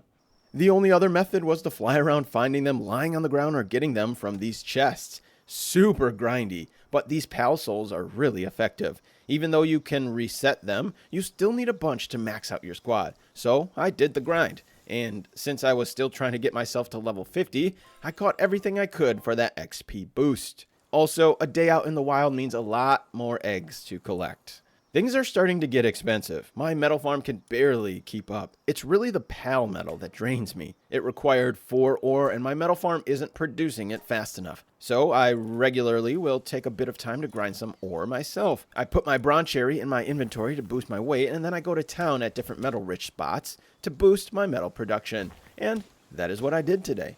Finally, after a decent amount of grinding, I got the pal metal I needed to upgrade my armor. The boss fights are only going to get harder, and since I struggled with this last one, keeping my stuff fully upgraded will be essential.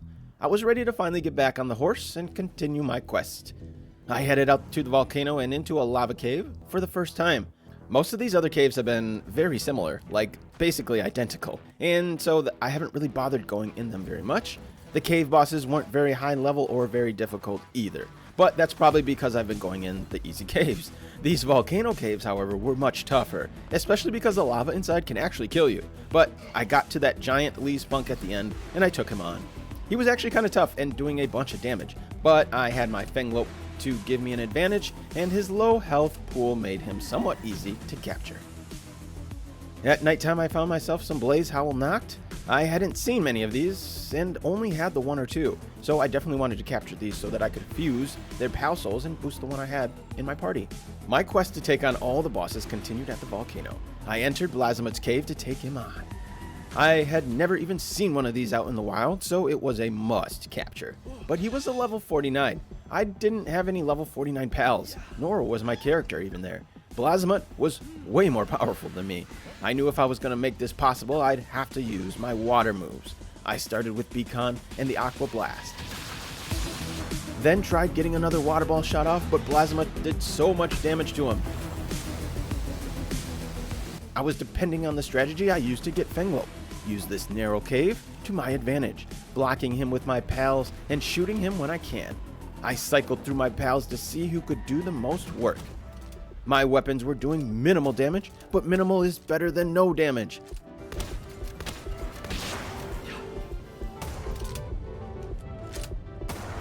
I slowly drained his health, but he reset to the center. His health stayed low, so I just went in for the attack. I stuck to Fenglope because he was all water moves, and his mobility could potentially save my life. Except he got one shot, and Beacon was already down, so I was left to finish this fight on foot. I tossed out Suzaku. Fire against fire was no good, but I just needed him to be distracted. The health wasn't as low as you'd like, but I was worried about dying, so I just launched that sphere. And with RNG on my side, I got the Blasmut on the first toss. I was feeling real good about that one. He was instantly my highest level and likely strongest pal. I headed home to heal my injured pals up. I learned a cool trick where you don't need to wait the 10 minutes for them to be back on their feet. If you drop them in your base, a fellow pal will carry them to their bed and they will instantly be back. Their health stays low, but you can leave them there to heal. However, you don't need to wait 10 minutes to use them again. So I did that with Beacon so that we could go fly again. And once he was healed up, we went back out on the hunt for better pals.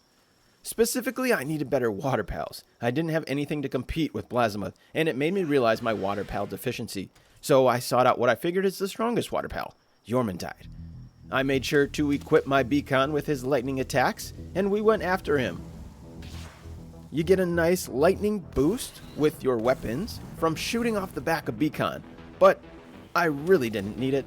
Beacon's electric advantage was way more than enough to get the Yormintide's health low enough for me to toss my spheres. Although Yormintide was able to take down Beacon, I still got him though. During my 100 days, I spent a good portion grinding XP. The grind to reach level 50 is pretty rough. I had my sights set on capturing the Jetragon, but it felt like a waste unless I could actually ride it, which doesn't happen until level 50. So I went back out on the grind. I still had plenty of pals to tame up to 10 times to get that XP boost, but I also had a bunch of Liftmonk effigies to capture. I didn't know it at the time, but the capture rate was actually bugged. So collecting these Liftmonks was pointless for now. They ended up patching that, but through this playthrough, they basically had no effect for me. I went right into the next day collecting as many as I could. I popped over and grabbed some metal by hand, and of course, all the eggs. I had a ton of stuff to craft back at base though. I was starting to feel the grind for that ammo. It gets quite expensive using the assault rifle, but thanks to my Super Anubis, crafting is so much faster. After loading up on more pals, I was once again running out of space, so I made my way over to the merchant to sell off my useless pals. It's honestly a bit hard to let them go, not because I was attached or anything, but because you can condense them and boost their stats. It felt like I was wasting skill points or something. Even if they are just workers, their work speed can be boosted with the pal condenser. So I didn't necessarily want to get rid of them, but I really needed the gold. But I also had a bunch of boss drops, and since they have literally just been sitting there doing nothing, I figured they must actually have no use, except for selling. So I sold them, and they brought in a ton of gold. I didn't even sell half of my stash, and I bagged a cool 60k. By the end of the day, I was able to level up to 49. Now, just one more level until I can get my hands on the Ferrari of pals.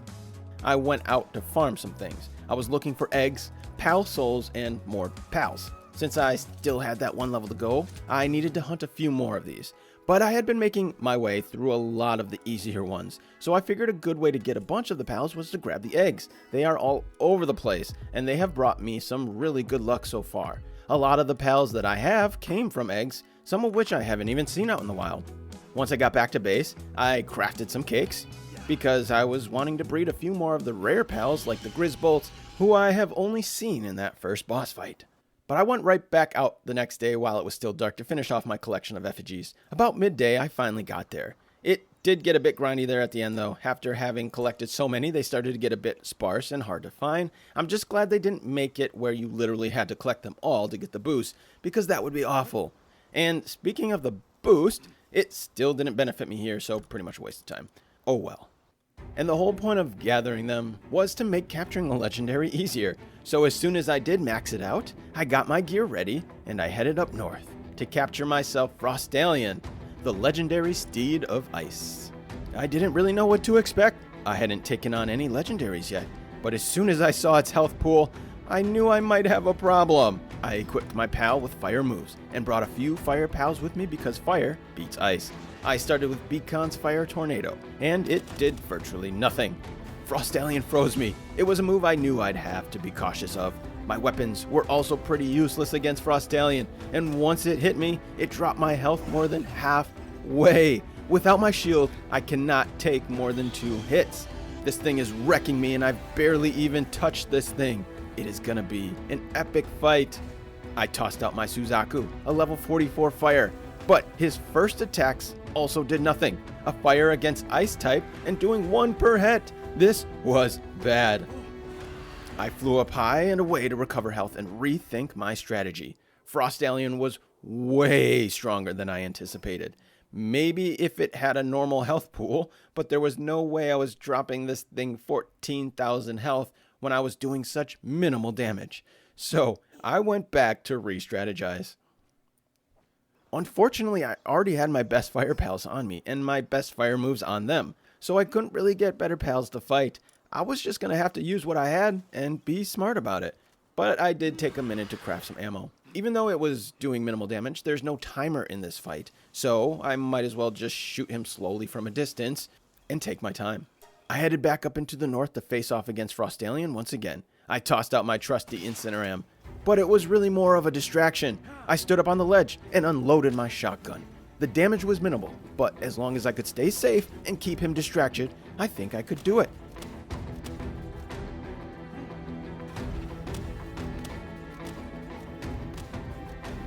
Blaze Howl was up next. His damage output wasn't any better, and his moves were really slow, which let Frostallion come after me. So I had to call him back, and I tossed out my untested Fire Beast, Blazamut.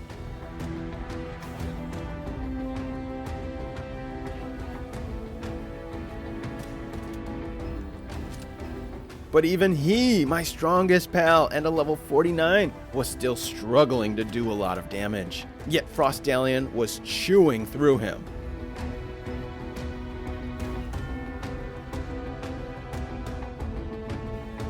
I ran around just trying to stay alive, making sure my shield was fully charged at all times. I tried to manage Blaz by calling him back for protection, and I used Suzaku to keep Frostallion distracted, while trying to slowly drain his health little by little.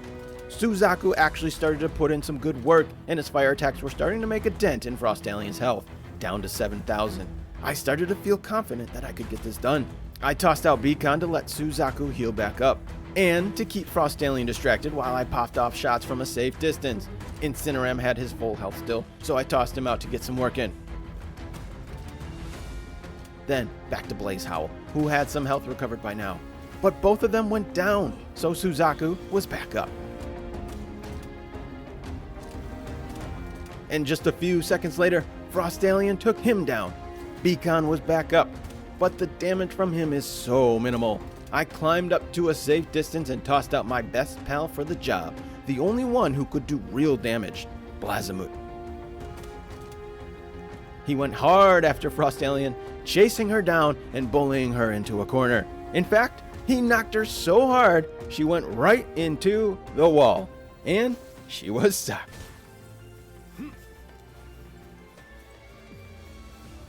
So I took advantage of it.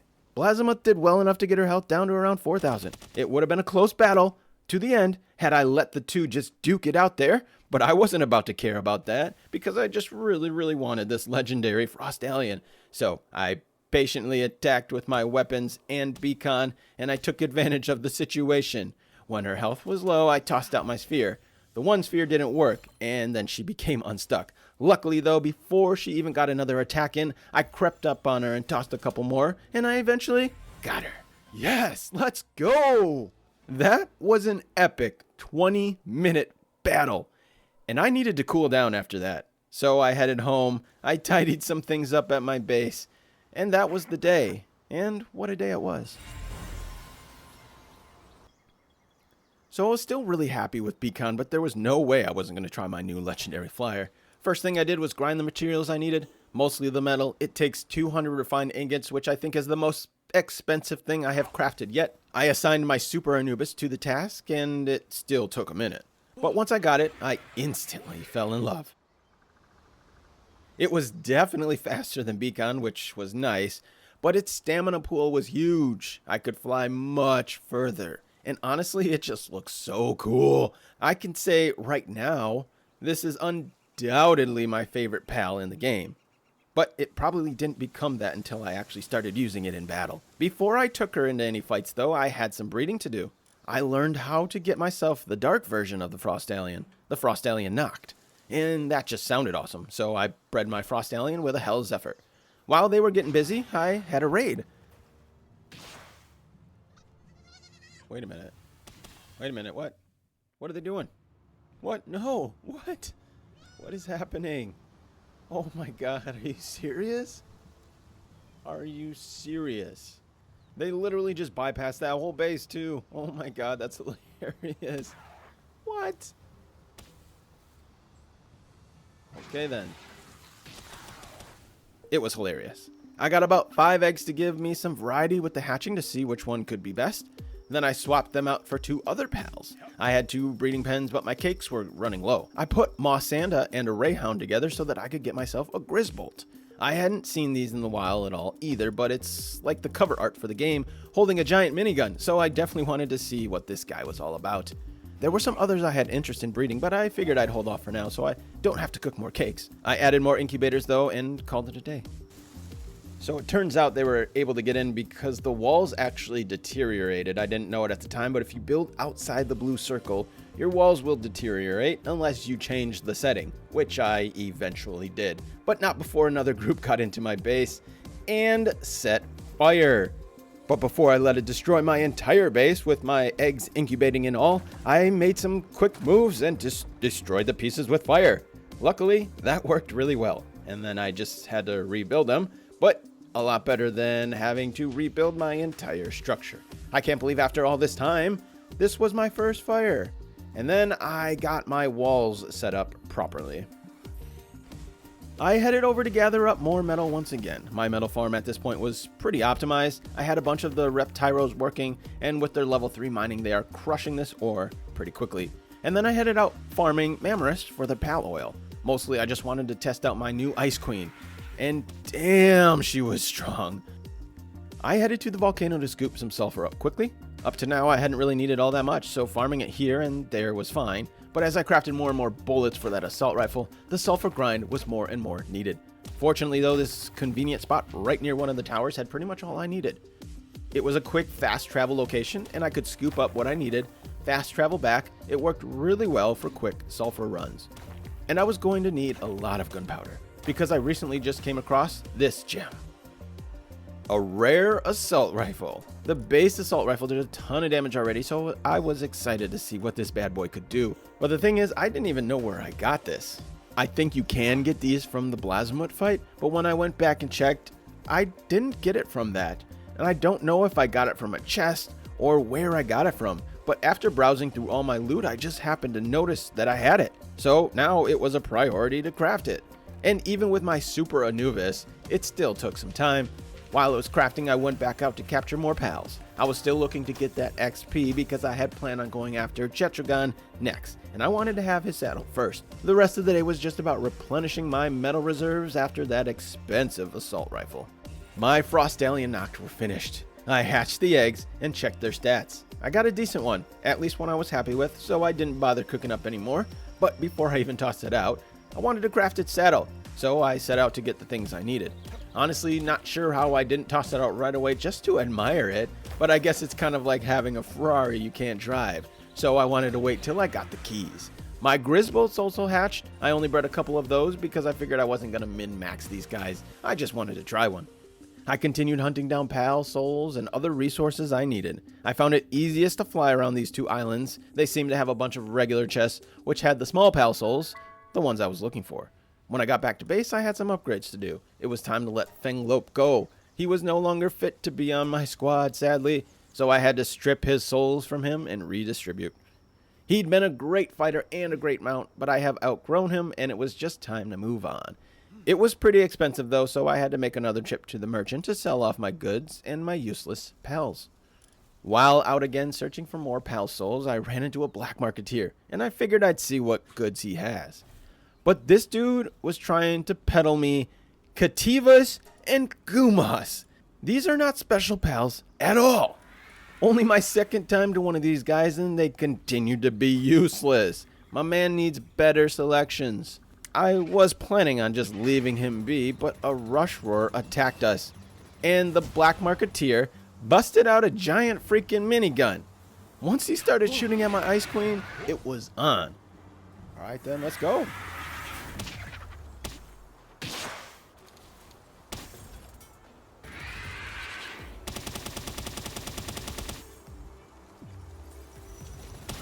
Yes, that's what you get, man. Don't mess with the Ice Queen.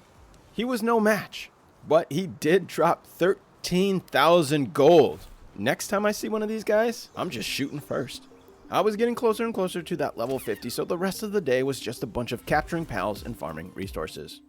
So somehow I hadn't even tossed out my Frostallion Noct to admire it yet. I literally got so distracted running around doing the things that make this game so addicting, so I kind of forgot about it. But while out, I just had a random moment. I was like, hey, I need to check this thing out. So I tossed it out and then admired its beauty, but then right back on the hunt for pals. When I got back to base, I started prepping for the next tower boss.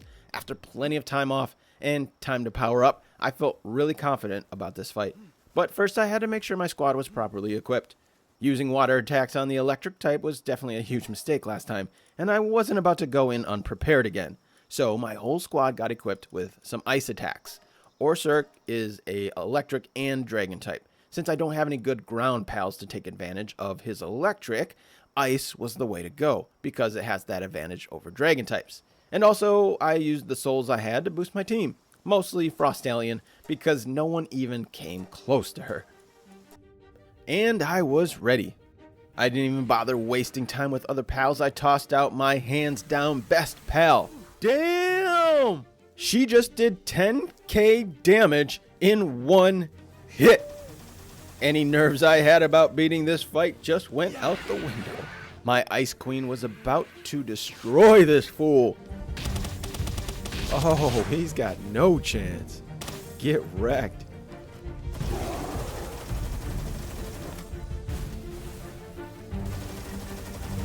Yay!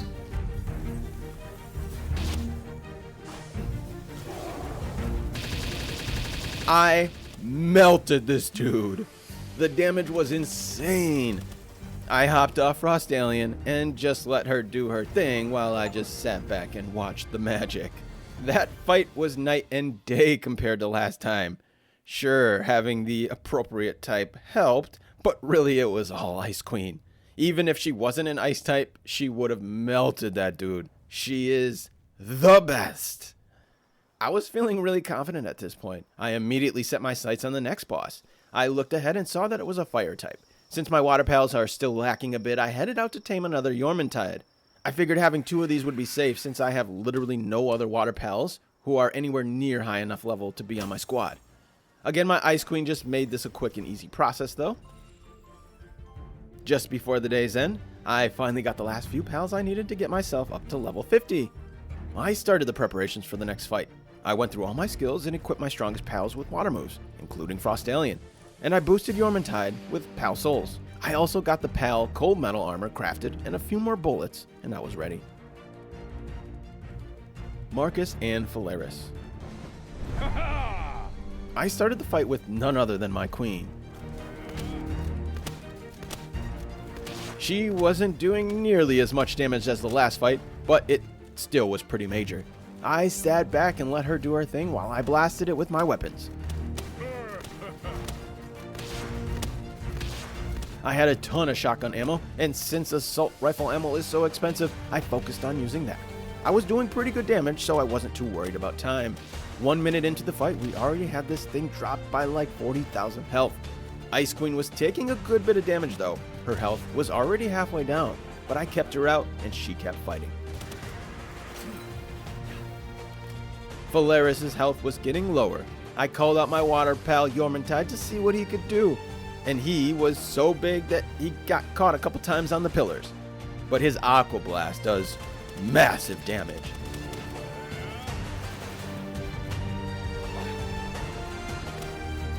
He brought it down to just under 1,000, and I finished them off with my shotgun. It was definitely a more challenging fight than the last one, but still no match for my squad. And after beaming with confidence, I set out to the volcano to hunt down the legendary Celestial Dragon. Another dragon type, so I was confident my Ice Queen would have no problems. But after a few hits, I realized how much defense this thing has, and this was not going to be as easy as I thought. His attacks were relentless, and they hit so hard. I flew around on Frost Alien trying to regen my shield and just avoid those hits. I let Ice Queen fight him while I just tried staying alive, getting in those shotgun blasts when I could. But he was relentless at coming after me. I continued to hop on Ice Queen and just let my shield recharge. Unlike the tower fights, this has no timer. I knew I was going to have to be patient if I was going to do this. My queen was doing her thing, but her health was getting low. I didn't want to lose her, or I'd have no flying mount and no way to escape his attacks. So I called her back and I let Blazimuth do some work. But just enough so that Ice Queen could heal up.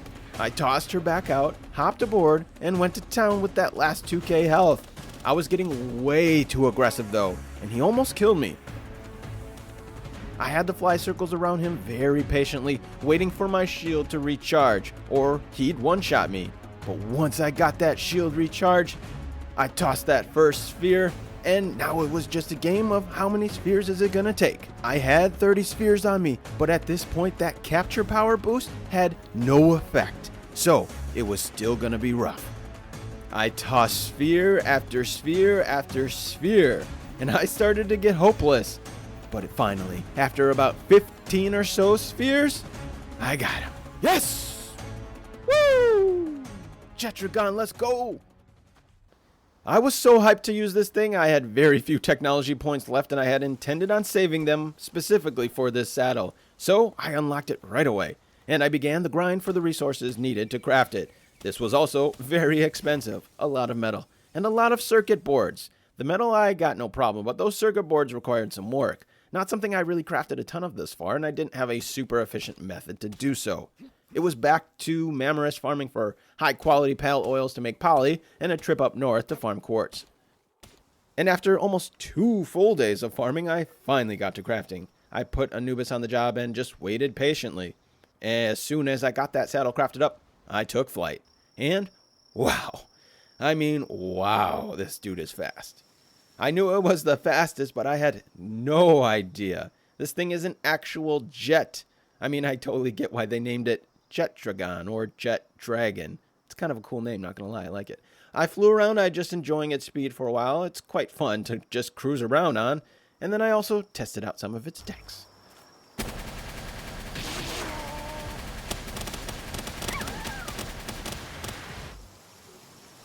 I was pretty excited to see what this thing could do in the next boss fight.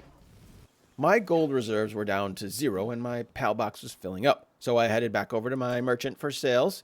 I had a ton of pals, enough to rake in almost 100k. Then after crafting the Jet Dragon saddle, my metal reserves were tapped, so I spent some time replenishing that stock. And also repairing my weapons, armor, and crafting more ammo. After those pretty resource-heavy fights, I needed some time to restock. I had just one more alpha pal to capture out in the volcano. I made my way to Asagon's cave and I entered for a fight. Another pal I hadn't seen yet, but I heard these guys are a level 4 miner, so he was a must get. And who else would I call on to fight other than Ice Queen? The first hit did a ton of damage, and then the second did as much. I actually had to switch off Frost Alien because I was afraid I'd kill him. So I tossed out good old Fanglope, a distraction while I could slowly drain his health a bit more with my rifle. I tossed my spear when he was low, and when he broke out, he went into the ceiling. Well, I figured I'd have to let him respawn, so I grabbed the chest and was about to head out, but he appeared out of nowhere and with still low health. So I just had to toss another sphere and I captured him just like that. There were a few more alphas on the map I had encountered, but honestly some of them weren't even worth my time, like Gumas. He'd basically be a one-shot with Frost Alien and I didn't need his parts. So I didn't really feel the need to go after him. But there were still a couple I did want to face off against, just because I hadn't even seen them in the wild. And so I headed to Lunaris' dungeon. She was a much lower level, so I used Fanglope because Frost Alien probably would have killed her. But even Fang was still much stronger, so it was a quick and easy fight and a quick capture. I hadn't been up into the northern desert all that much yet, but I knew there were a couple legendaries up there. So now that every other alpha seemed to be an easy fight, it was time to challenge my squad again with these legendaries. I headed way up north and faced off against the Dark Knight of Legend, Necromus, and the Holy Knight of Legend, Palladius. I didn't have any really good dark pals to face off against Palladius, but Jet Dragon is dragon type, so he had an advantage over Necromus. And since he and Frost Alien are my strongest anyways, I started the fight with Jet Dragon. But when I launched my first attack, it did such little damage. This was my strongest pal to face off against these guys. This was gonna be brutal. I launched my rocket launcher hoping I'd do some serious damage, but that didn't do much either. It mostly just knocks them around for a half a second, but does little damage. My beam comet seemed to be the only move that did much damage at all, but even that was lacking. I flew around trying to just get shots off, but fighting 2 of them, they were relentless. I hopped off to let Jet Dragon do his thing on his own.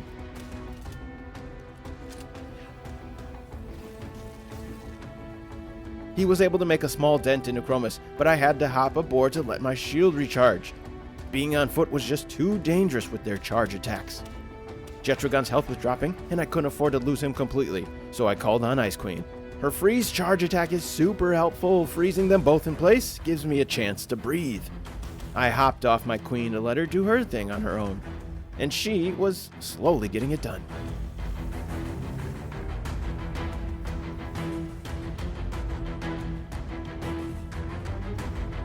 But when I got hit by Palladius, I needed to hop back on to recharge my shield, and because I was impatient, I went in for an attack. But Necromus' charge destroyed Frost Alien.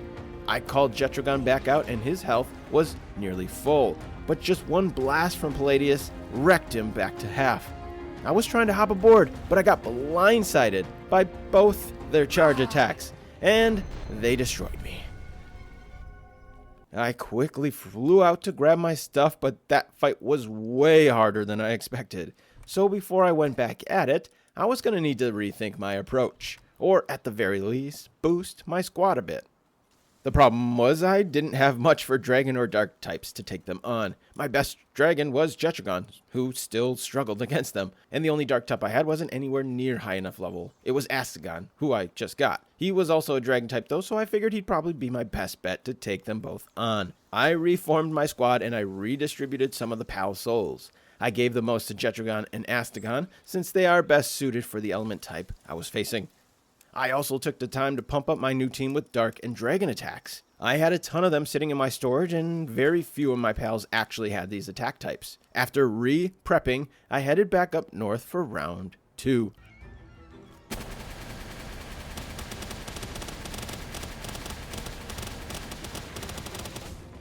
I unleashed my missiles and then hopped off Jetragon to let him go to work. His boosted attack definitely was noticeable, and he was doing a decent bit of damage. I tossed out Astagon to see what he could do. Even though he had an advantage over both these types, he wasn't doing all that much. His defense was too weak, and their attacks were destroying him. Before he could even do all that much, I had to call him back. I tossed out Yormintide to see if it could do any better. But with no dark type, he was doing 1 damage against Palladius. They got me with the freeze attack, and then finished me off with the charge. Another disappointing defeat. I had barely even gotten their health down this time. I didn't use much ammo and my armor didn't need much repairing, but also I already was using my best team. So I quickly healed my pals, and then I went right back for round 3. This time my focus was to take down Necromus first. Since I had multiple dragon types, he was the weaker one for my squad. I was able to separate the two and fight Necromus 1v1 for a short bit.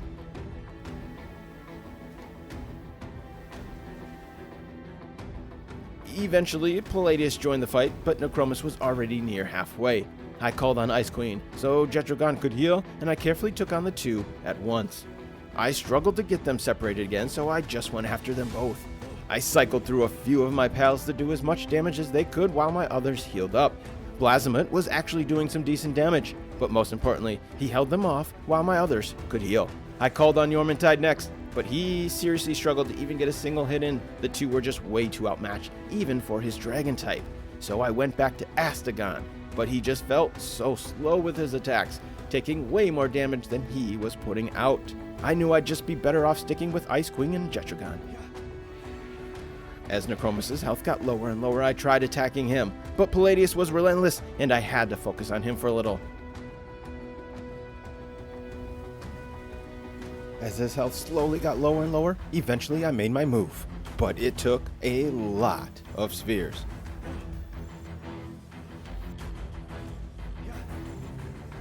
His health was too high. I needed to keep lowering it. Eventually, Palladius fell asleep mid-fight. This was my window of opportunity to go 1v1 versus Necromus. I continued draining his health as much as I could, as fast as I could, and eventually I continued tossing those spheres.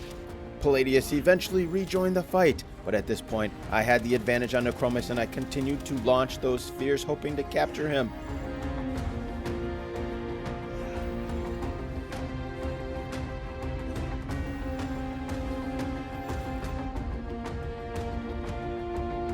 And after a lot more spheres, eventually, I got him. Now time for number 2. But my resources were really low. I had no more ammo, my weapons were damaged, my armor was low, and my pals were running low on health too. But Palladius still had half his health. I wanted to capture him, but it was more of a priority just to defeat him. First with Jetragon, then with Ice Queen. 1v1 was a lot easier, but he was still really tough, not taking much damage at all. I ended up switching Ice Queen moves back to her ice moves because she gets a bonus from using them with the legendary passive, and the dark moves just weren't doing all that much.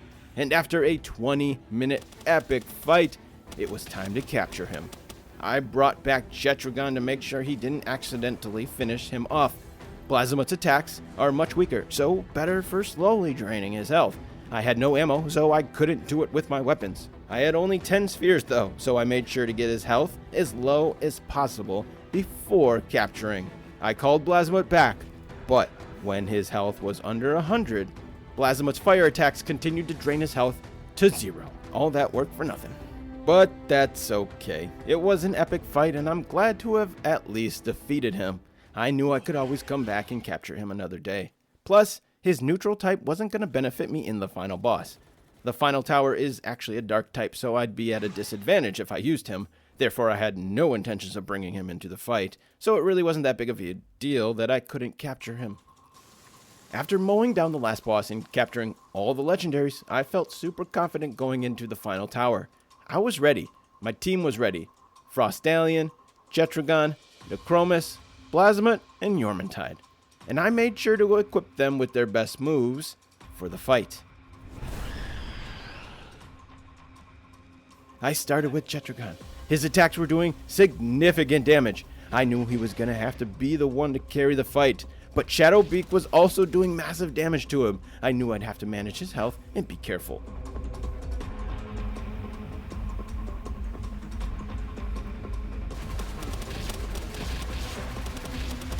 I started lighting him up with my rifle, and the damage was nice. I called back Jetragon to make sure I could keep his health full, and I wanted to see what Ice Queen could do. She's not a dragon type, so she wasn't as effective against his dark pal, but she did okay. I called on Necromus to see what he could do.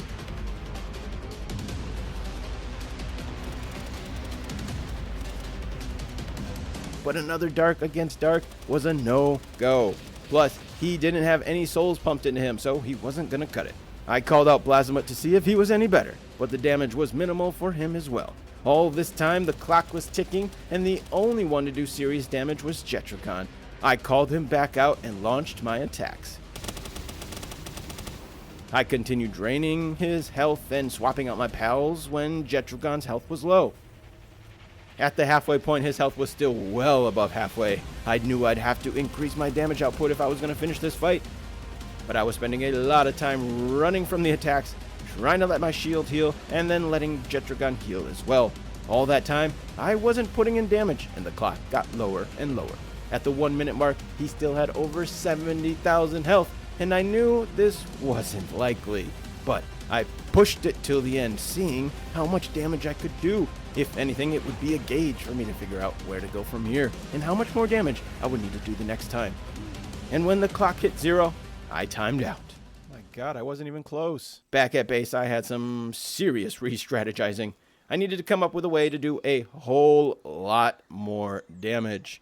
I knew Jetragon was the only one who could really compete in that fight. So my first idea was to max out his souls.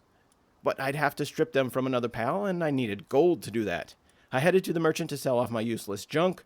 I stripped Astagon of his souls because he was pretty useless, and then I dumped everything I had into Jetragon, boosting his attacks, defense, and max HP.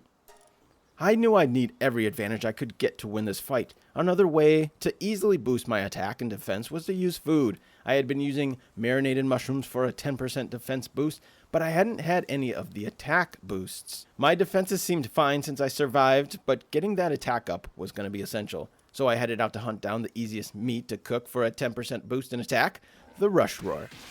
And also some lamball to make herb roasted lamball, which gives 10% boost in defense. Then the grind to repair all my stuff and craft more bullets was underway. Since my assault rifle was so powerful, I knew I'd need a ton of bullets for it. It chews them up, but man, it's effective. My goal was to get 1,000 assault rifle rounds to take into the fight. But that was going to require some serious grinding. So that's what I did. I went through all my stash to see what else I could use to help me in the fight. I had this pendant I'd collected from I don't even know where, but I figured they'd be good boosts. A level 1 attack pendant and level 2 defense pendant. I tossed them both in my inventory because I figured I could just swap them out as I needed during the fight. But even better than that, I had this defense ring against dark attacks. This was gonna be huge. My defense was okay, but having this on would allow me to take more damage, which means I can dish out more damage faster without having to hide and heal. So it was definitely coming in to the fight with me. And once I was ready, I went back at it. Round 2. I let Jetragon do his thing right off the bat. Last time I wasted so much time swapping out my less effective pals. I knew this time it was all about Jet. I was only going to pull him to heal when he needed it.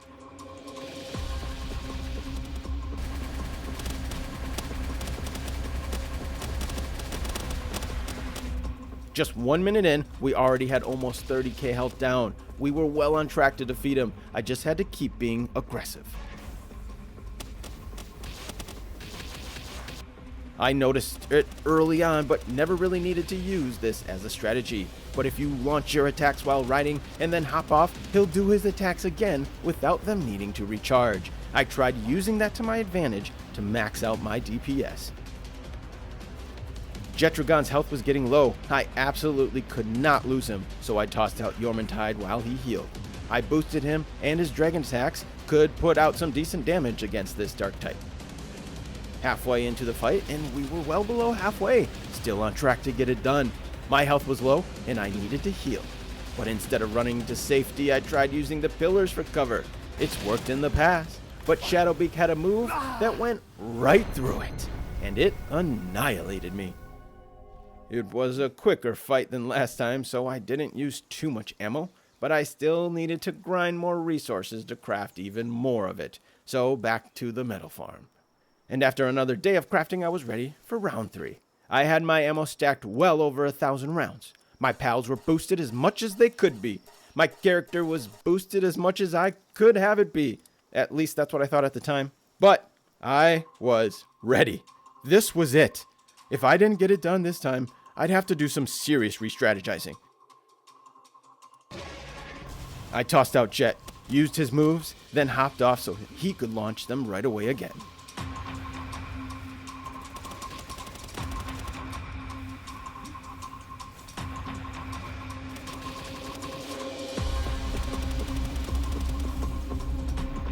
I kept a close eye on time to make sure damage was keeping pace. 1/4 health gone, 1/4 time gone. We were on pace.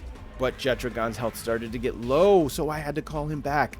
I let Frost Alien do some work while he healed.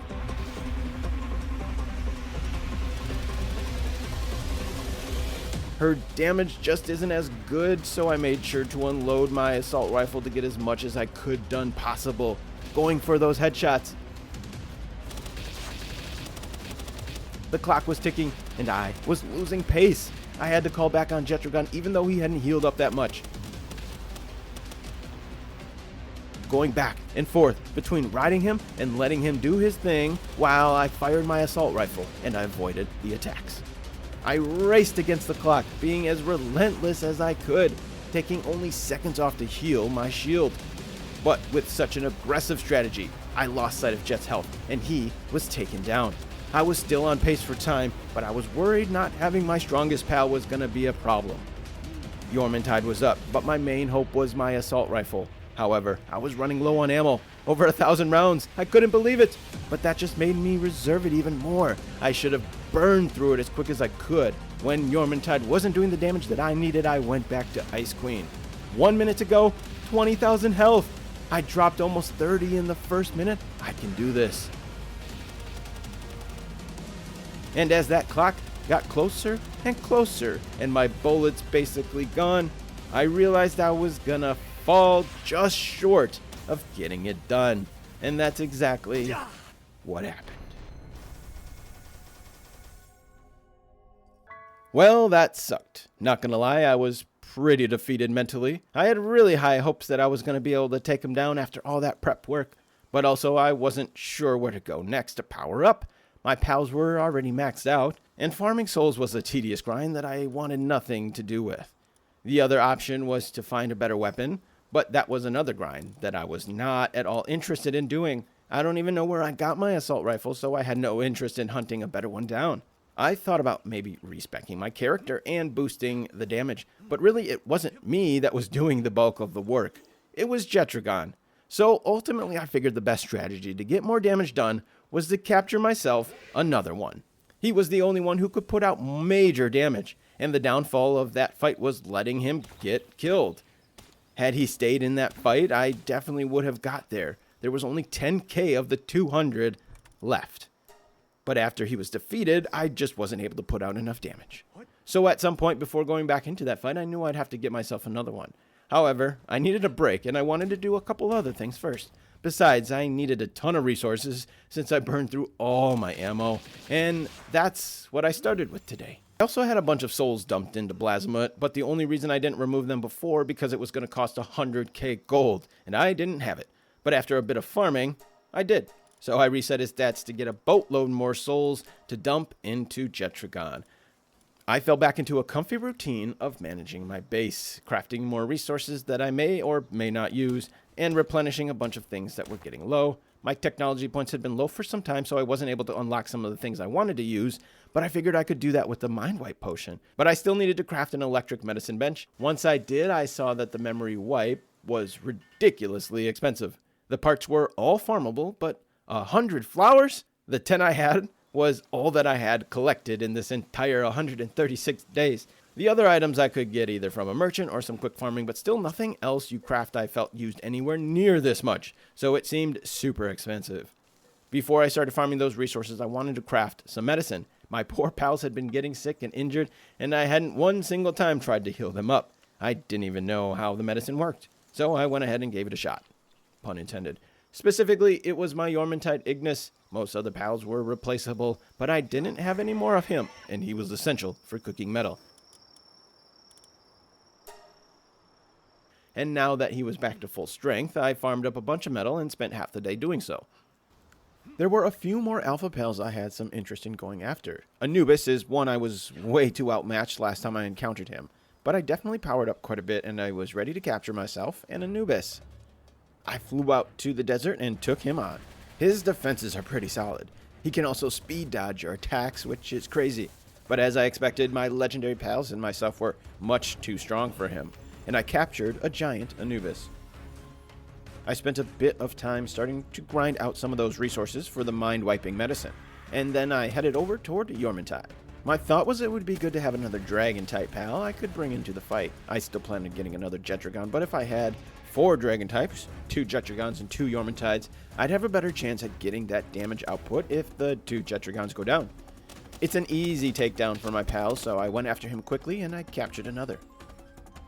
I geared up and I went out to the volcano to get Jetragon number 2. I let Ice Queen go at him first. She was boosted with souls compared to the last time we fought, but that didn't mean much. The Jetragon is still a monster. I couldn't just let her brute force the fight. We had to be strategic. But I was a little overconfident and I lost focus for just a second, which was long enough for him to get off an attack on me, and it destroyed me. So I went right back out there, this time with my Jetragon, and I let them duke it out. My guy had the upper hand and was winning the fight, but the wild one was relentless and coming after me. I had to continually hop on my Ice Queen to fly around to recharge my shield. It was a little buggy trying to hop on my Jetragon, so I relied on the Ice Queen.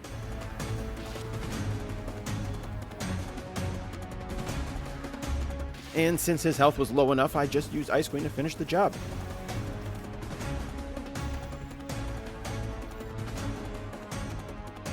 While over in that direction, I headed to one of the wildlife sanctuaries. I hadn't been over here much, and I was curious to see what rare pals I could find. Immediately, I saw 2 really needed things. 1, the rare flower things. I needed 100 of them, and they spawned all over out here. Talk about a well-timed discovery. I didn't even know which pal to farm these from, but now I can just collect 100 real quick out here. I also spotted the Yormantide Ignis. I only saw the one that I had from an egg, and I didn't even know these things spawned over here, so I definitely collected myself a couple more. This was a random decision to come over here, but totally worth it. 2 really great finds. Now that I had 2 Jetragons, I needed to boost the other one with souls, and my new one was actually better. So I maxed out both of my jets with as many pal souls as I could. And as the final preparations were slowly underway, I did another chunk of bullet farming. I actually used quite a few in that Jetragon fight, and this time I was planning on taking 2,000 with me into the final boss, because, well, I just wasn't going to have that be the reason I fail. The advanced version of crafting stations always provide better things to craft, so I wanted to see what better foods I could cook up. I built the advanced version of the cooking pot, and as I expected, there was a lot of new things to cook. But what I was interested in are these foods that give a 20% boost to attack and defense. I just had the mushroom soups before, which only did 10%, so that was awesome. Plus, I tested them out on my pals, and they do indeed work on your pals. I was so excited. I pretty much spent the rest of the day farming the types of meat that I would need to cook a bunch of these helpful meals. I put my chef's hat on and started cooking up a bunch of the foods. The one thing I didn't know of if the various types stacked, so is it possible to get like 40 or 60% boost? So I made a bunch of the different types, and I found out later that it doesn't stack, unfortunately. It just goes off the last one you eat.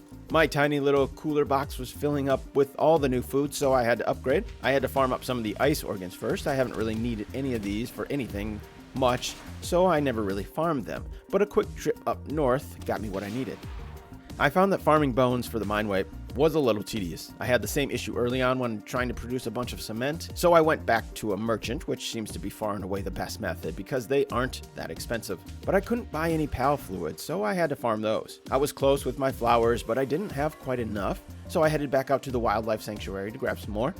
I needed to go to multiple though. They don't have quite as many as I need on each one. This other sanctuary was convenient because it had these Terra deer, which gave me that meat I was most looking for to craft those attack and defense boosting foods. So 2 birds with 1 stone by coming over here. I had been yearning to craft the Frost Alien Nox saddle just to give it a ride, but it was really expensive. So much metal. I had to take some legit time out just to grind the metal for it. But after Anubis finished crafting it, it was time to finally get to ride this legendary pal. It was unfortunate I didn't have much use for it. Certainly wasn't coming into the final fight because it's a dark type and well underpowered since I hatched it at level 1. But I loved having it. It looked so dope. And then I continued on with the final preparations. I was getting very close to being ready. I probably could have went ahead and started by now, but I was soaking in the last few days of my adventure. I had done so much already and accomplished all the side things I had intended to do. Once the tower boss was defeated, I knew that would probably be the end.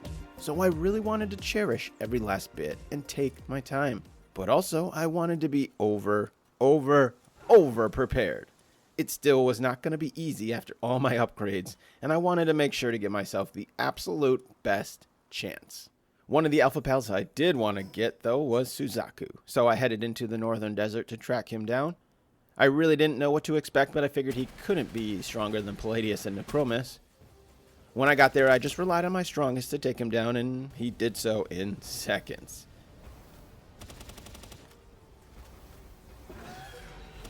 At this point, my power level is pretty high, and these alpha pals, even the hardest of them, are really no match. I captured him and headed up toward the 3rd wildlife sanctuary. I still needed more flowers, and I hadn't been up to this one yet. I didn't necessarily intend on it, but I figured why not tame Palladius? Last time I only got one of the 2, so let me challenge myself, especially after feeling so powerful compared to before. I jumped into the fight with Chetragon and started letting him have it.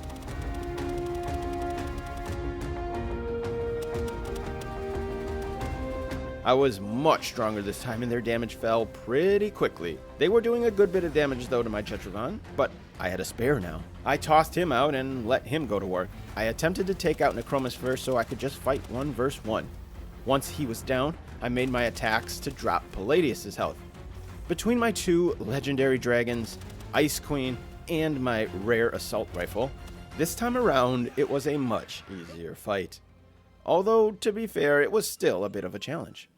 The rest of the day I flew around grabbing a few more pal souls to get those last few boosts on my team before I went into that final fight. The end is near. The last major things I wanted to do required me to reset my technology points. So I spent the time needed to grind out the crazy amount of resources to get the mind wipe. And then I had to craft it. And oh my god, it has to be the slowest crafting thing in the game.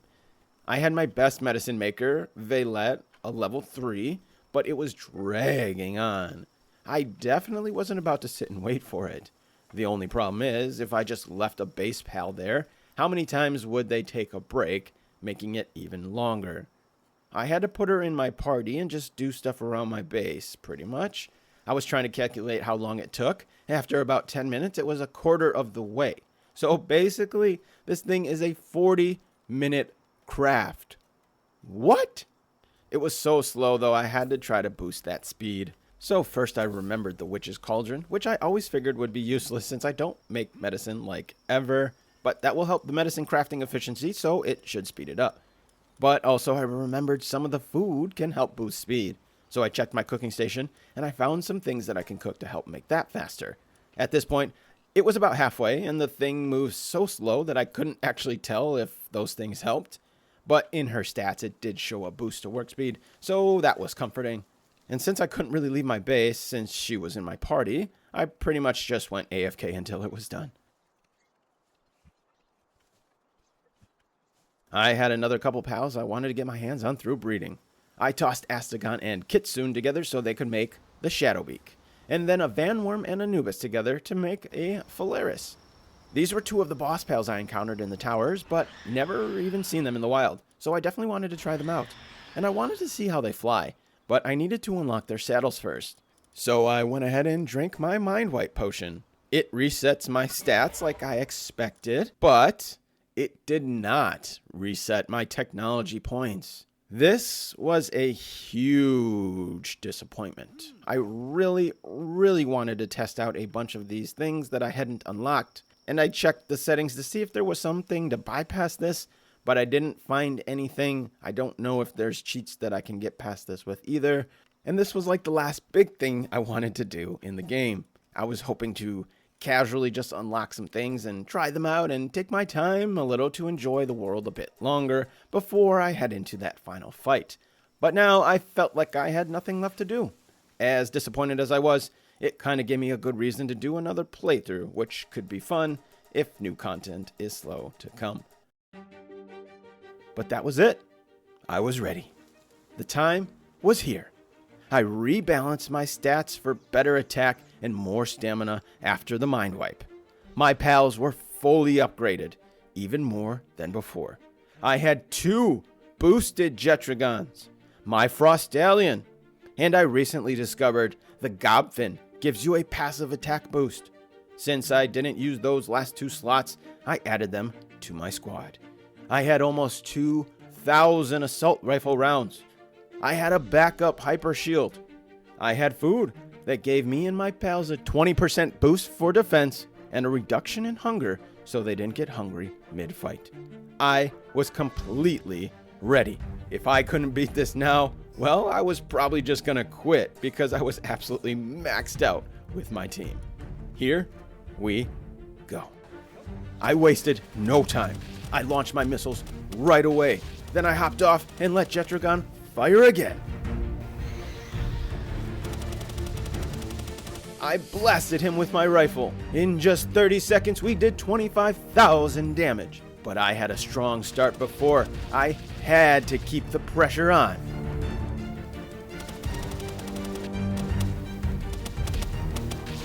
Jetragon was annihilating him, and so was my assault rifle.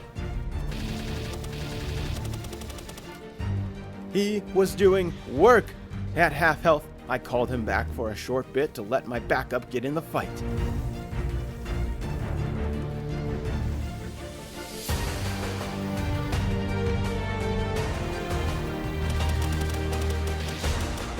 I continued laying down endless bullets, going for those headshots. Hopping aboard Jetragon when his missile attacks were ready and unleashing the fury. I continued the pressure, never letting up.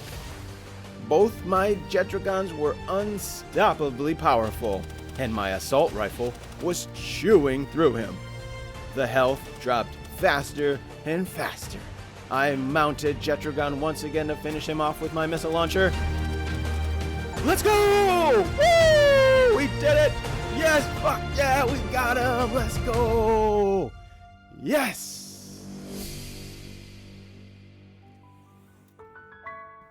There it was. I accomplished my goal. I stood atop the tower contemplating my next move. It was only day 150 of the 200, but my goal wasn't to survive 200 days, it was to defeat these bosses, and that is what I did. I felt complete.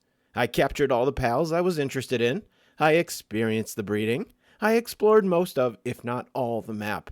The only thing I didn't get to do was experience some of the locked items, but I knew I'd be back one day, because as I stood out looking at this tree, I remembered the tree is supposed to hold the truth. So, when I can actually make it out there, one day, I will discover that truth. But until then, thank you so much for coming along this journey with me. I hope it brought you even just a fraction of the joy that it brought me. Thank you, thank you, thank you, and I hope to see you on the next adventure.